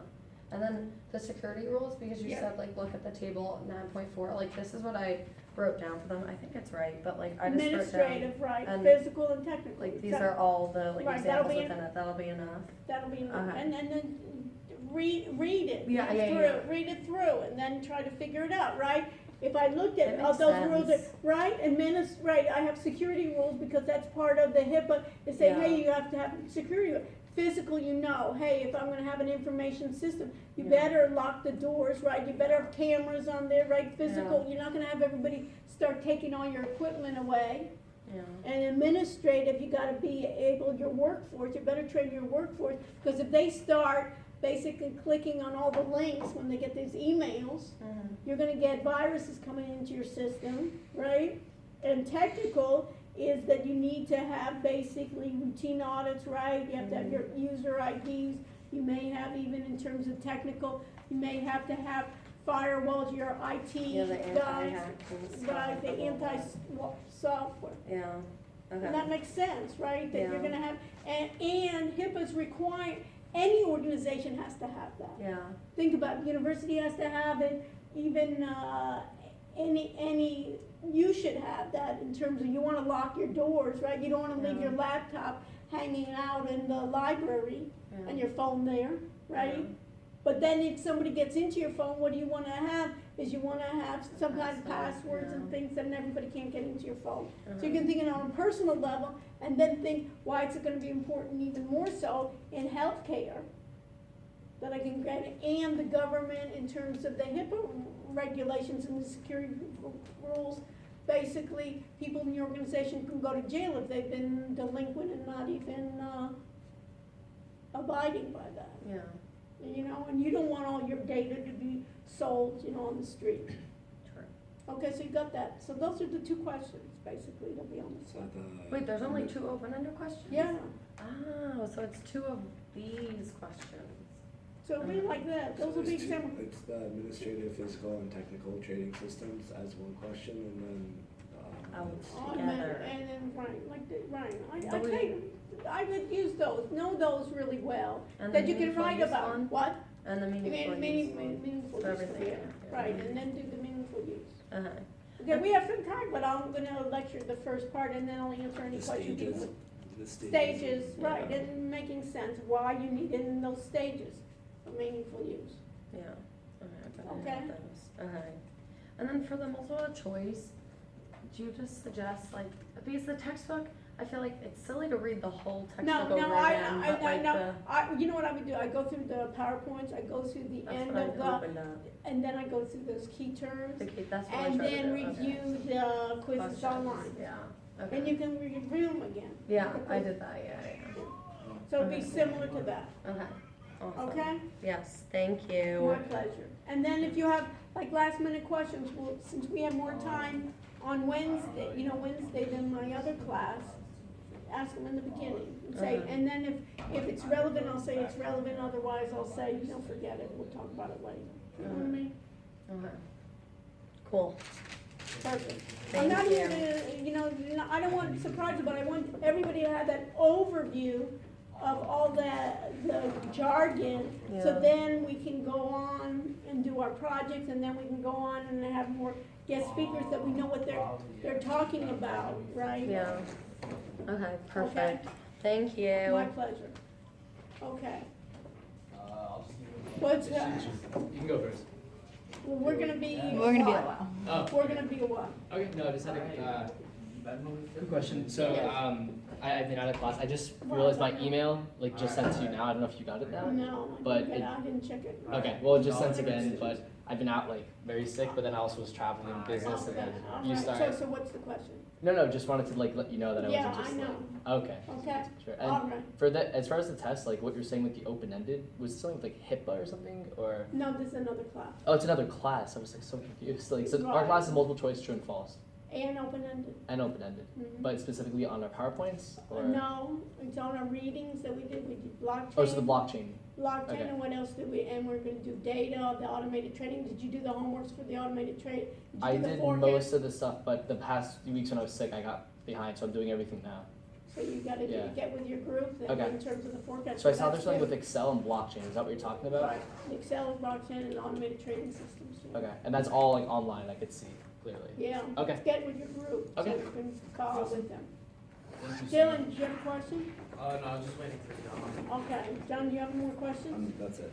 Okay, perfect. I think today was really helpful, answered all Okay, so what are you gonna, so work on, okay? Alright, yeah. All right. See you when you Are these running still? That's fine if they are they? Can you check? Yeah, there. Yeah, leave it, Leave it. yeah. Okay. We can use it as a resource. I'll see you Wednesday. Okay, see you. But good to go though. With the makeup stuff, if it's by Wednesday, like having You everything. have to have everything in. Okay, by Wednesday. Wednesday. All right, perfect. Thank Okay, you so bye. much. Okay, so Take we'll care. just close this and then we'll go from this. Okay, so what did we find, Ray? Okay, So- so there's not a lot of stuff about Okay. so really the whole internship. What did you find? 'Cause I So found something. I about it. saw, well, it's weird because it's saying students entering their senior or junior year 2019 or 2020. Okay, and what year are you, yes. I'm gonna be Want me to entering. go outside, or? No, come on. I'm gonna be What- entering junior year, but I thought this was like the graduation date. So like, Okay. I, Do you I have guess a they're question? saying next year. Yeah, mine's just really quick. Okay, So I was emailing you about moving the exam back. no, Yeah, another professor was able to move it, so I'm good on that. okay. I guess just. I Were you had, in class? no, I emailed you. I had an interview, so I had to fly No, out but for I it. mean, were you in class today? My class is on Wednesday, so we didn't have class today. Oh, okay, It's for the BT 450 Okay. as Ignited. okay. So So what's the issue? Are they, go out there real quick and see if John, can you go out there and see if John just left and Dylan? See if John is there. No, he's not. Okay, so what's the question? No, I was just gonna come over to tell you that because that's what I wanted to ask you. What did you wanna ask me? If I could move it back, but a professor just said they can move their Okay, exam, good. so I'm good in that. Okay, all right, so Um, we'll see you Monday. Cool. Okay, Wednesday. and you, Wednesday, right. Okay, and then get with your group. Oh What yeah, it that's is. you kept saying that I had an assignment to do. I've done all my assignments But online. did you do the forecasting, the Excel Yeah. and everything? Yeah, I've done that. And have you checked, have you done a number of times your forecast? No, I haven't done it multiple times. You mean with more than one stock? No, but as your stock goes to see the more days, how well your forecast is done. Okay, So I who's can in do your that. group? I know I have their numbers. I'll text them. I haven't Okay, done so that text though. them, yeah, you need that part. Okay, got it. Okay, see you then Wednesday. Bye. Okay, all right. So what did you find? So I saw they say strong verbal and written communication skills, ability to multitask. What was the internship called? It was called MasterCard Business Oh, this Technology. master, okay. Yeah, business so let me technology. say, the MasterCard. What was it called? Business technology? Summer internship. It's just like the class. Yeah. Master technology, what? Summer internship. Okay, summer internship, and that's it? Yeah, it came up on Handshake when I was on there, so that's I just kind of careers. clicked on it and applied. So is this technology, and it's in Miami? I think they have one in Miami and they have one in New York. I thought I applied to the one in New York because that's where I'm from, but But it's the same thing. Okay, so MasterCard careers and internship. See here, MasterCard hiring intern in Miami. You see this one? Yeah. In LinkedIn, and it says, we are a global technology company behind the world's fastest payment processing network. Okay, of course, they're gonna process all your credit card systems, right? And it to be really fast. Yeah. Right? We are a vehicle for commerce, a connection to financial systems for previously excluded a technology innovation lab. See, this technology innovation lab would be interesting to find out what they want to Yeah. do. So let's copy this part. This technology innovation and the home of prices. We ensure every employee the opportunity, blah, blah, blah. Some people have skills about us, events. So what we need to do also is look for MasterCard, what do they call it? Technology Innovation Lab. Hi. Hi, how are you? He's just waiting for me because we're gonna go home and study for this Oh, after. okay. So let's go to, what did we call it? MasterCard.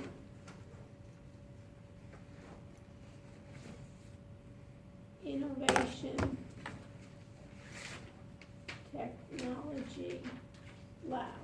Let's see what they say there. Here, MasterCard is a technology company, spaces, financial, MasterCard Financial Hub. Here, NYC Technology Hub. This is interesting. Innovation Payment Technology, what's this one? So you applied to New York City, no? Yeah. We need your consent to proceed, I think. Okay, Master Technology Hub, house, 3 floors, to engage engineers, develop, collaborate at the center.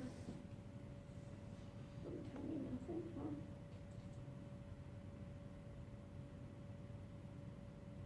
Here. Walking the talk of innovation, value driven. One of the ways, what does this say? Innovation is at the heart of MasterCard. With an innovation, a value-driven approach to the solution creates services making transactions faster, easier, more convenient, and secure. Okay, we talked about that, right? Yeah. So, okay, one of the many ways in which we innovate is through our culture, blah, blah, blah. We hire, we also encourage employees' innovation. We're helping to facilitate improvements by underpinning and we are transforming the way people and what does it say? People pay and get paid, helping business grow, improving the shopping experience, advancing financial around the world. Anything else? See how we're transforming? Did you listen to these kind of things? Transforming the way you transact. Okay, from cards to smart bots, we're connecting commerce everywhere. So basically they're using all these IoT devices like they, right, that you're gonna be able to, from your car, you're gonna be able to pay, I guess, your bills. You're gonna have, you remember we talked about bots? Yeah. Soft bots, so they're making it smart, meaning they're gonna be able then already to tell your pattern of your buying, right? We're connecting commerce everywhere. One, an information applying for a job. let's look here, learn more.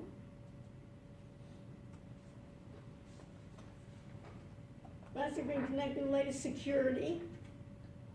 We talked about security, right? With seamless simplicity, so they really have to be quite secure, right? Because they're gonna Yeah. be vulnerable to that data. And why are they spending the money on security? Is they're responsible. If somebody takes your credit card number, MasterCard is going to do the, Handle it, yeah. they're gonna handle the cost, and the only person that they're gonna, put liable is maybe if your vendor didn't obey, didn't take care of your data. Okay. And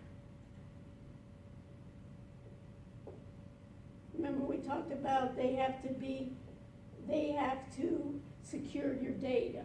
So they're not able to put, you don't want the vendor to be putting your entire MasterCard number on a website. Like the University of Miami has to be compliant. And they have to go through certification that they're taking care of your data, that it's gonna be secure, that people aren't gonna hack into their database, that it's encrypted, they're not just gonna be using all your numbers there and putting it on a database. Okay, what else is it? The benefits of paying with your favorite credit card without reaching in your pockets, okay. So they're trying to make other ways, like your Apple, Fitbit, all these other things, to make secure payments in the location, make payments on the go, enabling drivers to safely pay for goods from the road. So they'll have all these devices for payment. New opportunities for MasterCard. So basically, what do they want to do? They want to get closer to the customer. They want to make it easier for you. They want you to be able to use your MasterCard easily, right? And so they're trying to do emerging natural language process, NLP. What's natural language processing? You know? Is that like with like speech recognition? Yeah. Speech recognition, what they call natural language processing is the computer is trying to process what you're saying and make sense out of it. It's almost like Alexa, all the other devices, Siri, right? They want to be able that you can speak and basically commission to study. So they're now commissioning here a study on the natural NLP in that you'll be conversing rather than using your card in other ways. It'd be really dangerous for me. Right, okay, so you'll be buying more, right? Really dangerous. Right, so, and they'll know your voice, they'll do voice recognition. Yeah. So it's basically, they'll be able to take your voice now and say that your voice is gonna be different than your mother's voice and your sister's voice, and we can distinguish, it's basically like a little fingerprint. So they'll be able to recognize that, so I need software to be able to recognize your voice transaction, and then I'll be able to understand you as well, that they don't have to even have a human operator, you can speak to this. So this is what they'll call natural language process. The acronym is NLP, just with the idea, and you know it all the time, that this is kind of the way that it is they want you to basically not change your behavior in order to get more sales from you. Yeah. And they have to be more, and then they have to look at that to be more competitive, then later on, you never know, Amazon may not use them, and Amazon may be a bank too, who knows? So they're also, Apple, now we're doing Apple Pay, but they have a bank behind it. They have to be, they're looking at competition everywhere. Or they may be going in together with something like with an Amazon, or the other ones to be in your home, right? To be able, when you're on the go, that you'll be able to use that. Okay, see how we're transforming people pay. So this whole transformation. So the key here is what they're looking at, and everybody's doing, it's what they call digital transformation. It's basically saying, just like how you use your phone everywhere, that you want to basically not have to pull out your card each time and swipe, but you'll be able, as you're on your car, you can buy something, right? That we have your voice. when you're on everywhere you're gonna do and how we can transfer. This is the way how people pay and how they get paid. And then basically how you're gonna share basically here. So you can look at these little videos and, you know what I mean, of what they say they're trying to transform. Related kind of pay speed up. What does it say? Oh, Kyle Long's texting me because he has a question for you that he Okay. forgot to ask you. Okay, what is it? So you Hold can on. send. Well, he called me. Okay. Yo, are you still with her? Yep, I'm on. You're on speaker. What's your question? Alright. Hey, Professor Richard, I completely forgot to ask, are the chapters on the exam just chapters 1, 2, 3, 4, and 9? Is that how she would be studying? Okay, we're in the 450 class, right? Yeah, correct. Wednesday night. Yeah. Yeah, 1 through 4 and 9. Okay, and then she'll also study the PowerPoints from class, I'm assuming. And right, and who's in your group? My group? Let me grab their names for you. That's how well you know your group. I'm not great with names. Uh-huh. I didn't buy it. Do I have the S here for stupid on my forehead? It's okay, what? I'm with Liz Eppen and Monica Kozlowski. Okay, are they still in the class? I'm sorry, say that again? Are they still in the class? They are. They are, okay, so you can check with them. So we're gonna have open-ended questions too. Okay. So you Thank can very check, much. you wanna check with them, cause they're gonna be open-ended questions. Okay, cool. And the All right, thank you open-ended very much. questions are gonna be on security, and it's gonna be on, automatic trading systems and MU with meaningful use. So check with them. And you can Okay, check with, sounds good. you can check with John. John was see him on the list there. John was just here, and we went over the open-ended questions. So look for a John on the list, and you can text him. By open-ended questions, you mean like open response, or? Yeah, open response. It's like a page that you have to write, actual words, together in paragraphs. Okay, they're from the textbook as well. I could. run that Textbook and also from the when we were in class. Okay. And sounds also good. the homeworks. Did you do the forecast? I did. Okay. Well, I gotta update it, but I've done. Yeah, and then we also have an automated trading systems PowerPoint that's going to be open-ended. Look at the automated trading systems. You have that in the PowerPoints. Okay, I'll look at those. Yeah, and get with your group and get with John. Look for John on the list. I don't know what group he was in. Yeah, I know John pretty well. Okay, so get with John now. Text him now, and then he can go over it so he won't forget. By the time he speaks to you, he'll forget too. Alright, he's a good guy. He'll help me out. Okay, good. So get with him now. Bye. Alright, thank you very much. Bye-bye. Okay. So what do we got here? Pay speed up, secure, what is this? MasterCard and here drive towards a connected world. What is this? This partnership will help people make purchases from one convenience. So it's making purchase. Basically, it's like I always say, how can I, every company is saying this, how can I increase revenues or how can I decrease costs and how can technology help me? So MasterCard is, how can I get you to buy more? Using your MasterCard, that it's easy for you. And they want to be ahead of Visa and they want to be ahead of American Express and other payment systems. Okay? And what I saw also what they were doing, and I didn't know where I found it the other time, is in their technology lab, is it looks like they're doing data analytics. Yeah, they said something about keen analytical and proven problem solving skills.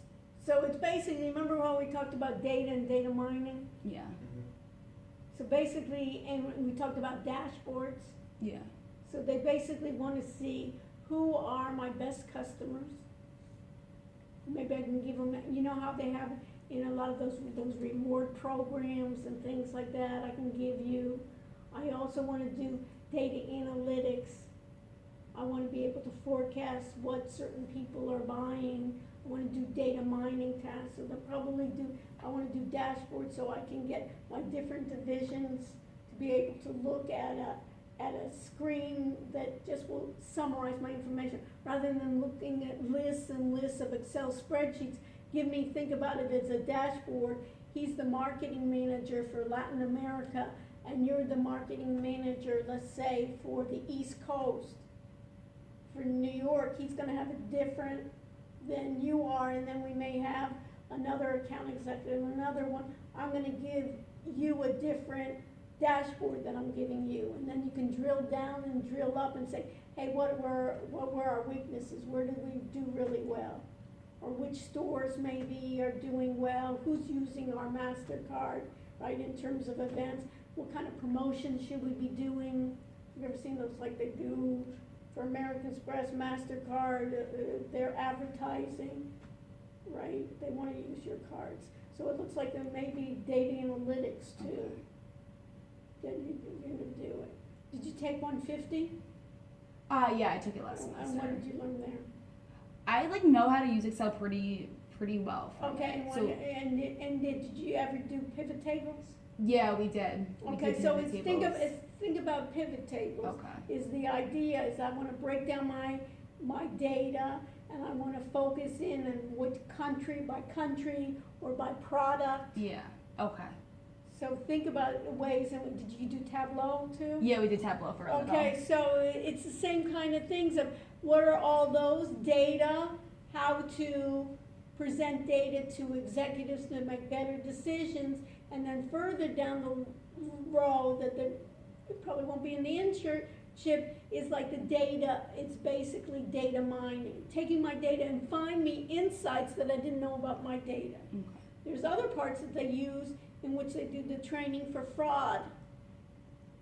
I don't know if they're gonna have you do it, but that you at least know that one of their ideas here is they have to process millions and millions of transactions quickly, with integrity, and it has to be secure. And what happens is not only secure that somebody can get your credit card information, but that I can get your credit card information and I go on a buying spree, right? You're not going to be responsible, but somebody else.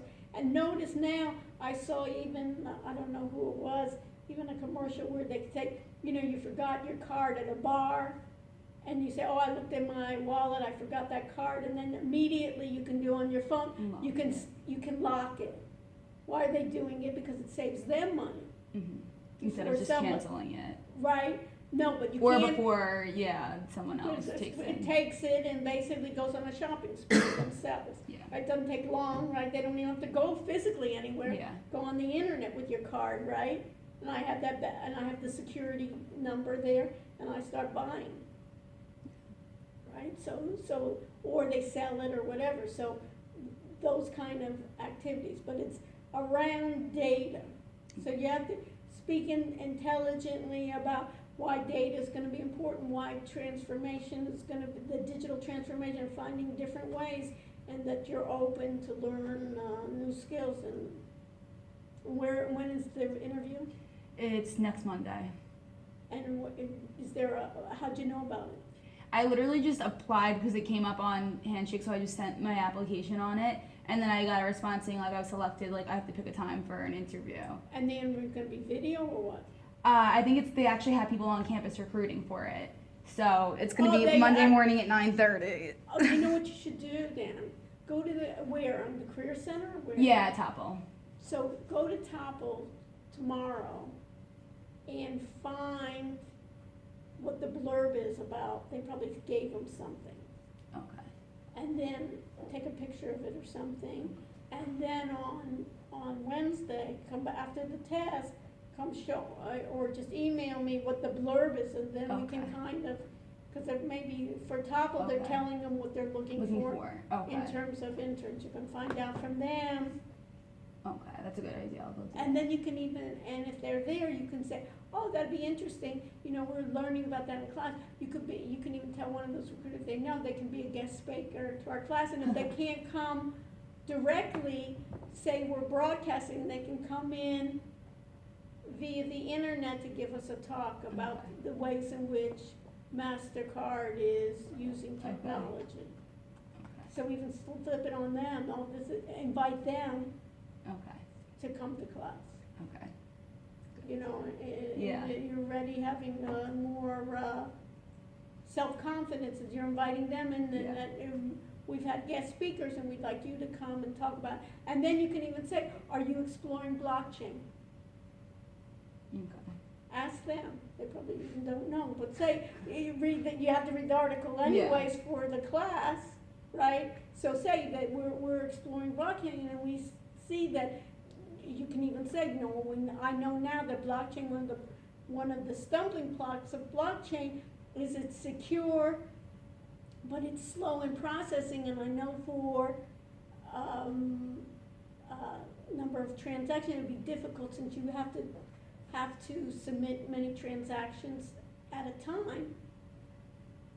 Later down in the road, it seems like maybe, do you think blockchain would be of use to your company? Okay. That's a good idea. So you know what I mean? So Yeah. you can already, even if you can get around it, you can even already start talking about something about blockchain, that Okay. you'd be curious, are you doing anything? And ask them Okay. questions about what their innovation lab is. Okay. And that you've read online about their technology innovation lab, and if they can tell you, and once they start telling you, then you can put in what you know of what they're telling Okay. you on Okay. there. And that you're eager to learn. That's the Okay. main thing, because you don't have all the ideas, but you've been involved. So talk about the ideas Okay. of also, you're starting to look at forecasting, and that you'll be doing also, and later on, you'll be doing some data mining exercises as well. Okay. Okay, so this seems making fingerprint and self-payment technology reality. So see here how already they're gonna do face recognition, That's cool. fingerprinting, Yeah. that you know that it's the idea of identity management. Mhm. What do they say here? MasterCard, what does it say? More committed partnership help from experiences related. So they want a speedy, done speedy, people don't want to wait, they want to make it secure. And what's this one?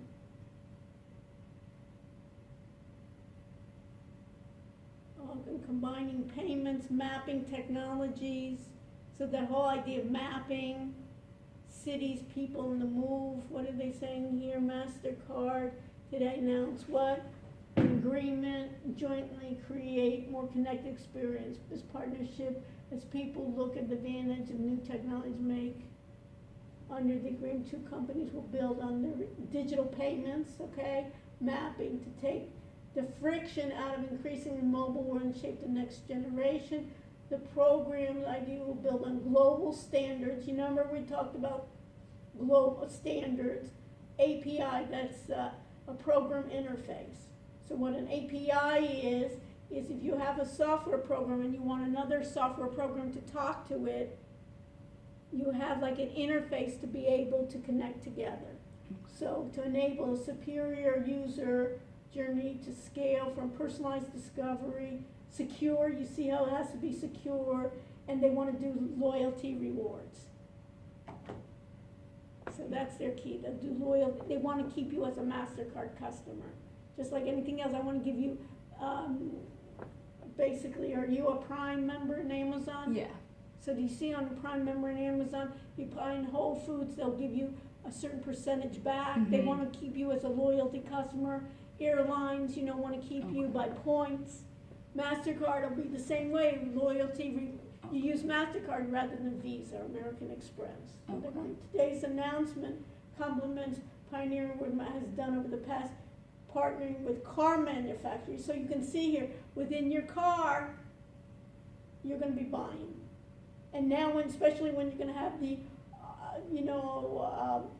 driverless car, right? You won't be driving your car. So it's really easy to shop. You'll be shopping, right? Oh my God. You're shopping more, right? And then travel companies, mass transit, mobility, and they'll be enabling better, more connected experiences. And better, as physical infrastructure is often reaching its limit, digital can help anticipate, recommend certain scenarios such as choosing the right mode of transport. So they're trying to get in with the mode of transportation. It'll be all, you know, there'll be even Uber cars, and the Uber car won't even have a driver. So even when you take an Uber, you know what I mean, you won't be talking to the Uber driver anytime, so then you're gonna have more time to shop. You know, master the more users, moving, right place devices, enterprise need to work more closely to curate experiences. Basically, they're gonna get your data. This is what curate, ensuring our expertise, MasterCard, technology of opportunity, power mobile lifestyles. Again, secure. You see how many times I use secure? So you can add that too. I know you have to be secure, you know, and make it easier for the customer. And Executive Vice President said location technology, so they'll be able then, of course, in locations to tell you where you know you're passing by Starbucks, you're passing by whatever, you're gonna get we'll give you a discount. You know, so enable people, businesses, and cities to deliver information the right time and location. We look forward to working with MasterCard. Wide-ranging innovation program will shape the personal and personalize. Everything's in a personalization. That we're going to deal with you. We know already what your shopping habits are. How do I know that? I data mine, right?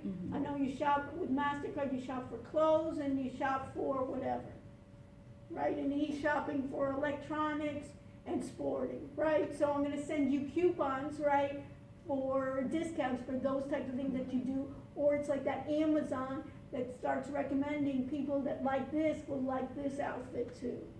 So I work together with all those other retailers. That's my guess. And the other thing is with data analytics, right? That it's all going to personalize with you and personalize your experience, and basically it's all under the guise of you shopping more because they get a percentage. Okay. If you do one transaction, they'll get one. MasterCard keeps in the business, and they're afraid that and then they're afraid of that blockchain once it gets in, because they don't want to be out of the loop either, because it's basically that peer-to-peer.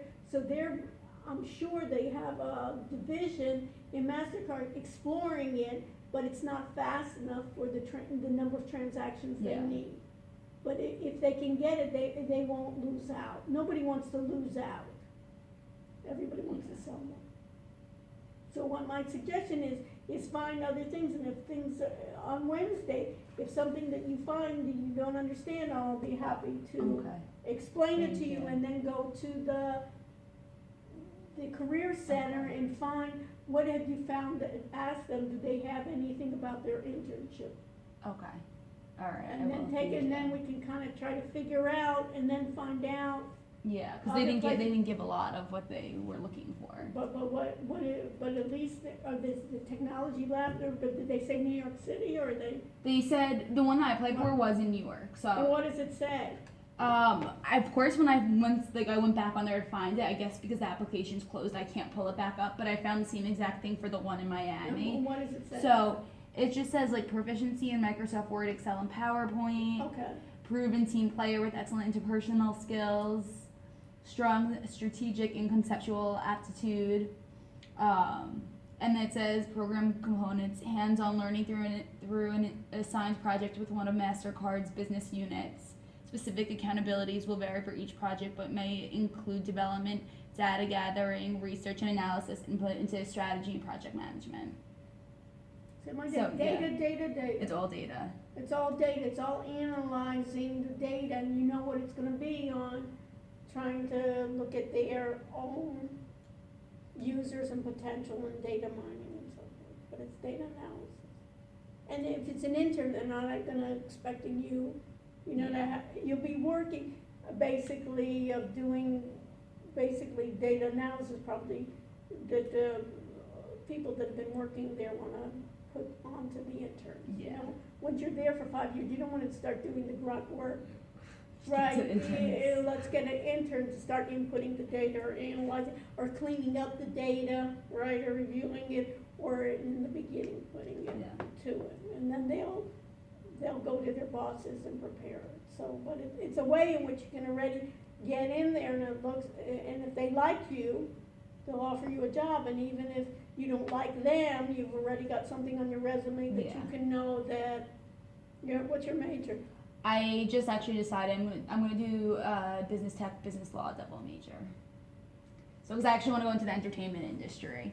So I know it's like the technologies are really what I need, and then the law is obviously helpful with, everything. So if I don't end up So doing, next week, we're supposed to have this woman, she's, supposed to have next month, 2 attorneys coming. oh really? And one is, and they're both emphasizing blockchain. Yeah. This one, she's I think she's basically, and it's funny, she spends her time in New York and Miami. That's funny. And she just said that she's coming, and I said, well, when do you wanna come? And she goes, well, I'll be in Miami, she was gonna go to, I think, Switzerland or something earlier, and then she says, well, after my trip from Switzerland, she put it on her calendar for, next week coming. So you'll see about the ideas that law's gonna be so different too now with technology, and it's basically all gonna be outsourced there too. Yeah, that's crazy. Yeah, but it's good with the entertainment. And what do you wanna really do? What's with the entertainment thing? I've always kind of been like all over, but possibly something with like content acquisition and distribution, and like if I don't this summer end up doing the MasterCard thing, I might do the Onward program with Israel and get to do a business tech internship there. And they actually have a new program called Excel where they only take 10 kids out of like all the kids in the United States, but they basically offer you all the resources you need to start your own startup, and you stay there for 10 weeks in Israel. And so I have, In Tel Aviv, or yeah, in Tel Aviv. So I have an idea of like, that'd be great. I've been coming up with like the idea of like a platform. So you applied or no? I have to apply. I have to make a whole video and stuff for it. It's a long process, so I'm applying for that as well. Have you been there I did Birthright last summer, so I loved it, and now I think I want to go back. I think Cameron was going too, wasn't she? She was going, okay. Yeah, it's so- awesome. Yeah, so, So. that's- I mean, you can't go. And it's wrong. such a good place for business tech, so. Yeah, I mean, and you can be really anywhere in the world with it. Yeah. Yeah, so some people were doing, okay, great. See, Yeah. that's some ideas there. Okay. Yeah. Thank you so much for your help. My pleasure. Okay, so we're ready? Yeah, now we're gonna go home and we're gonna Yeah, but start same- studying. But once you start studying, it's the same, it's almost like practicing for the interview. Yeah, it's just gonna be So- helpful. Right, basically, talk about it, and talk about what your ideas are. I do more on sharing what your ideas Okay. are, and then asking them questions. You wanna get more information, once they tell you about like their technology lab and what are they doing, then you can interject.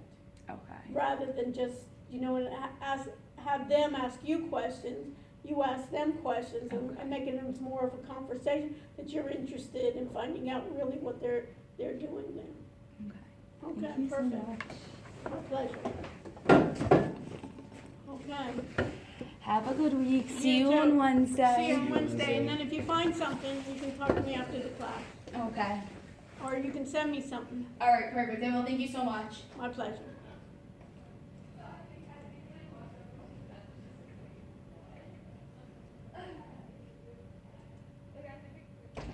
Are you there? Hi. So I'm finished. So did you hear? I can't hear you. Hold on. See? I get the feedback. Do you hear the feedback? I don't hear you. I don't hear you. Don't hear you.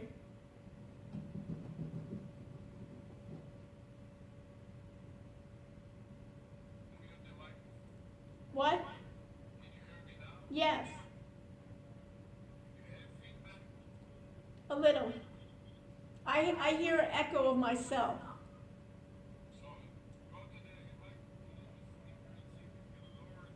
I did. Do you have feedback from me?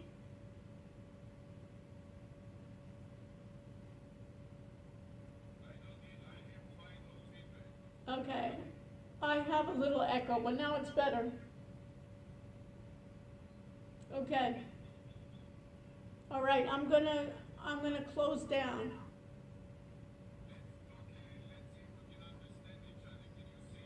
Yes. Yes. I see you wearing 305-668-7425, 305 on trial.biz. Yes. You're not completely clear. Audio. The audio is first when I speak, I hear a little echo.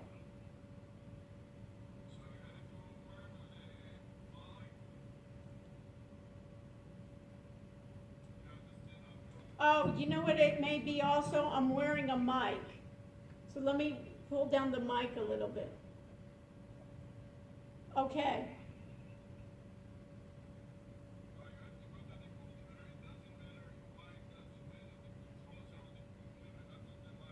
No, but I have the mic on the Crestron.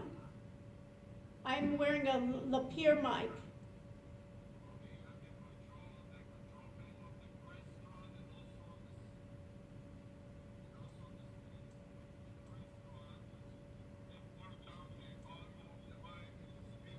I did. A little bit better.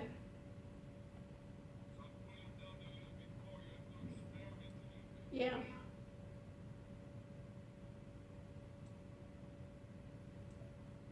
Okay.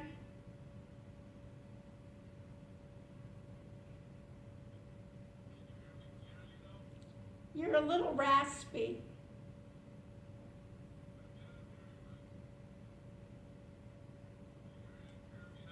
Yes. When I speak, I hear a bit of echo. Okay.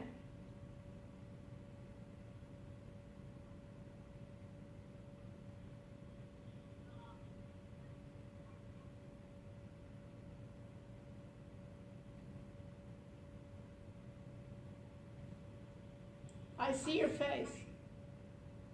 I don't see your screen.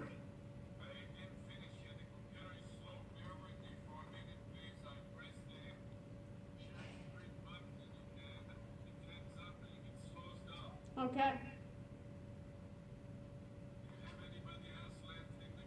No, everybody left. I just spent time with students.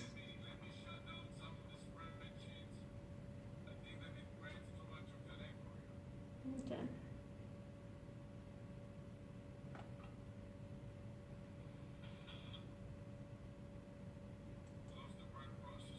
That's much better. What did you do?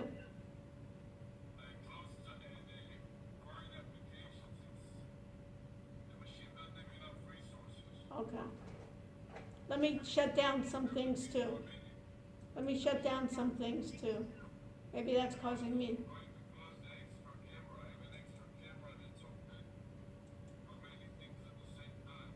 Okay. I am.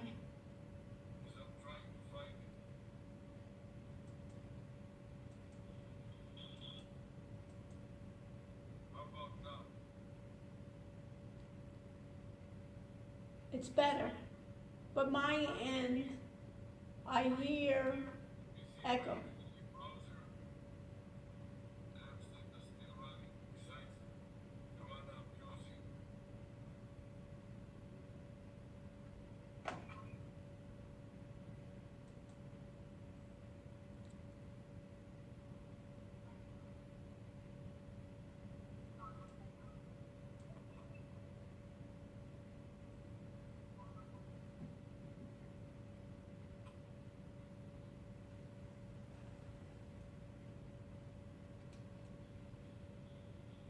Let me see. Still bad. Can you hear me? Yeah. No.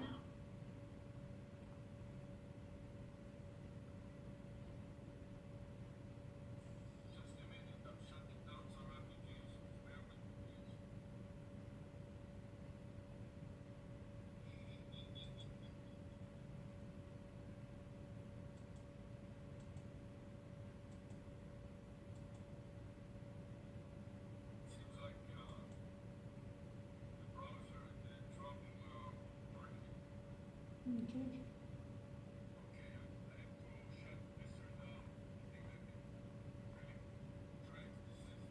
Okay.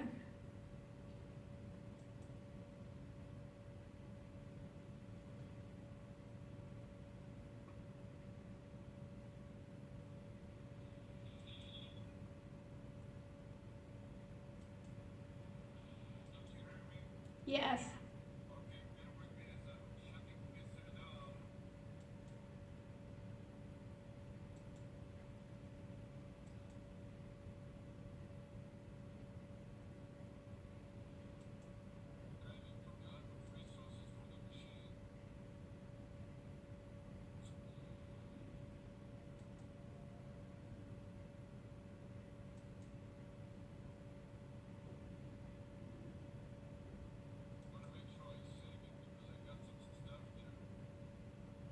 So did you hear me in the lecture?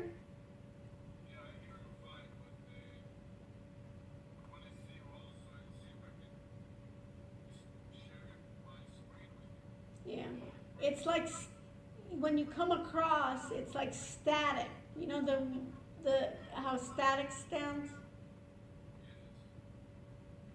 I can understand you, but it's not a clear sound.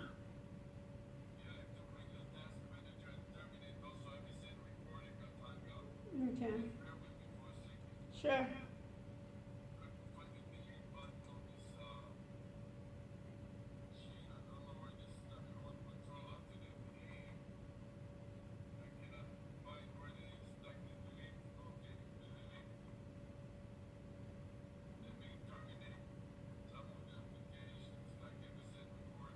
Okay.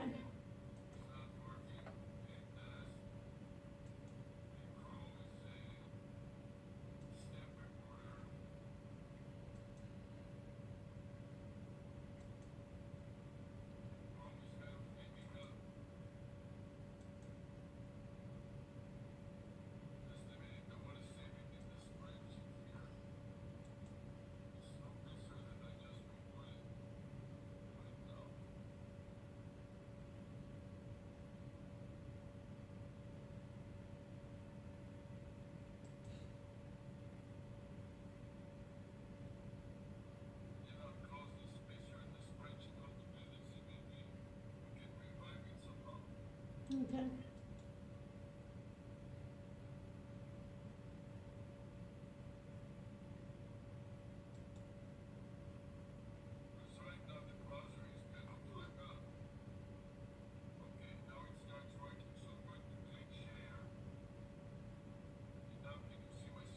Yeah, you want to minimize it, then I can see everything else.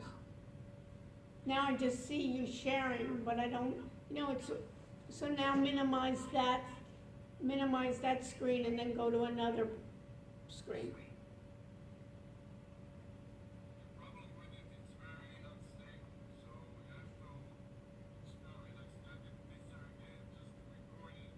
Yeah.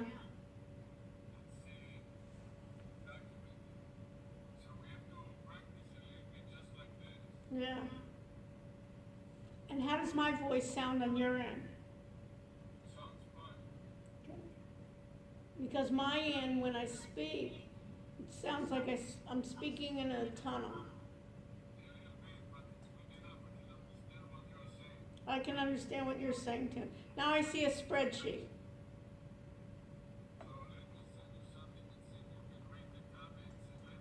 Okay. Okay.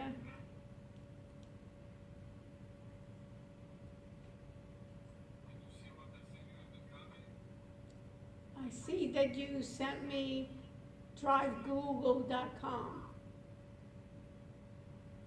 And And join Hangouts on Air lanyard Goofy helmet. You mean in the chat? In the group chat?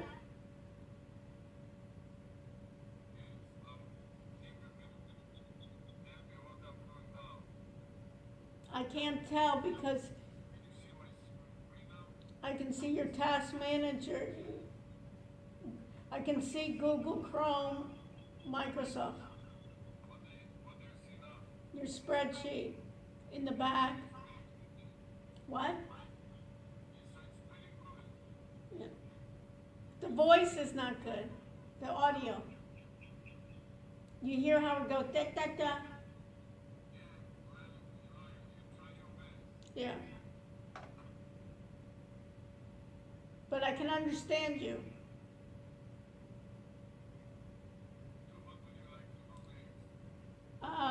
Shut down Cheryl team. You hear that? You hear that?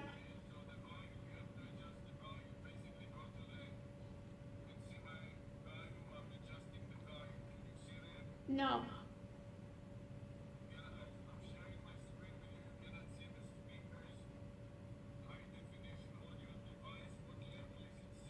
I don't see it.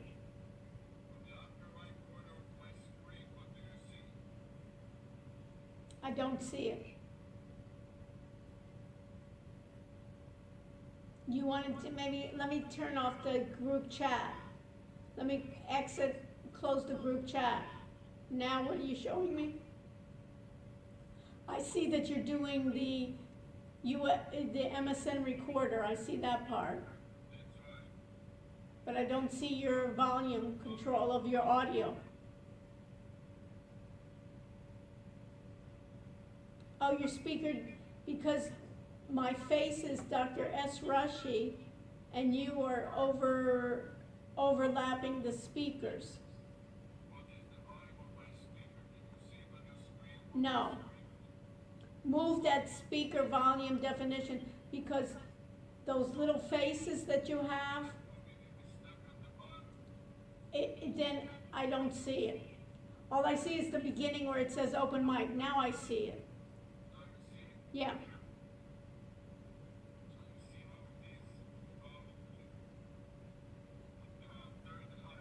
Yeah. A third. Okay.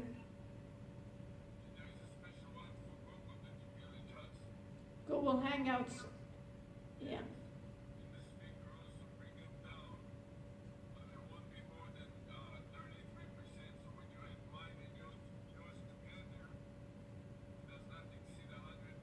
Yeah.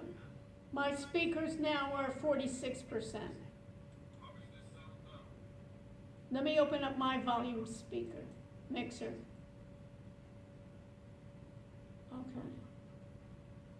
Let me reduce mine. Yes.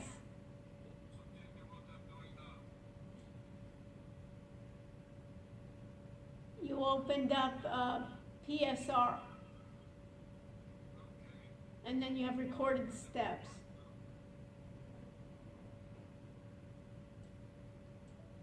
And now you opened up your saving.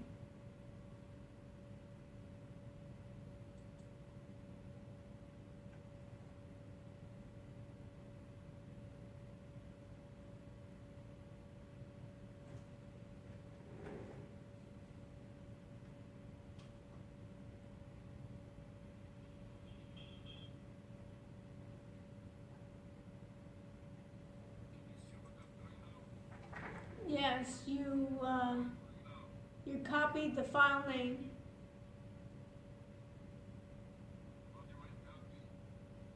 The file name. You went too fast. But for your pisser.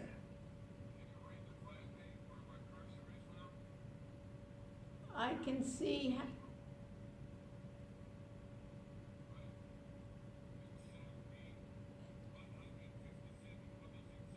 10H8 2018. That is the time. You got an MSN error. And that's the new file for the steps recorded on your PSR.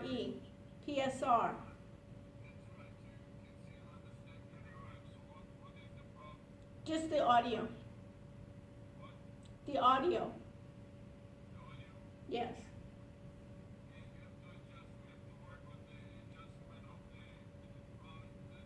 Yeah, but it's besides the volume, it's the quality.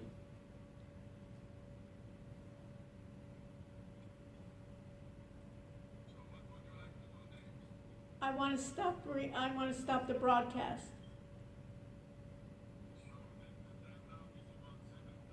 Yes. In about 20 minutes. 20. Yes. Yes. Bye. Bye.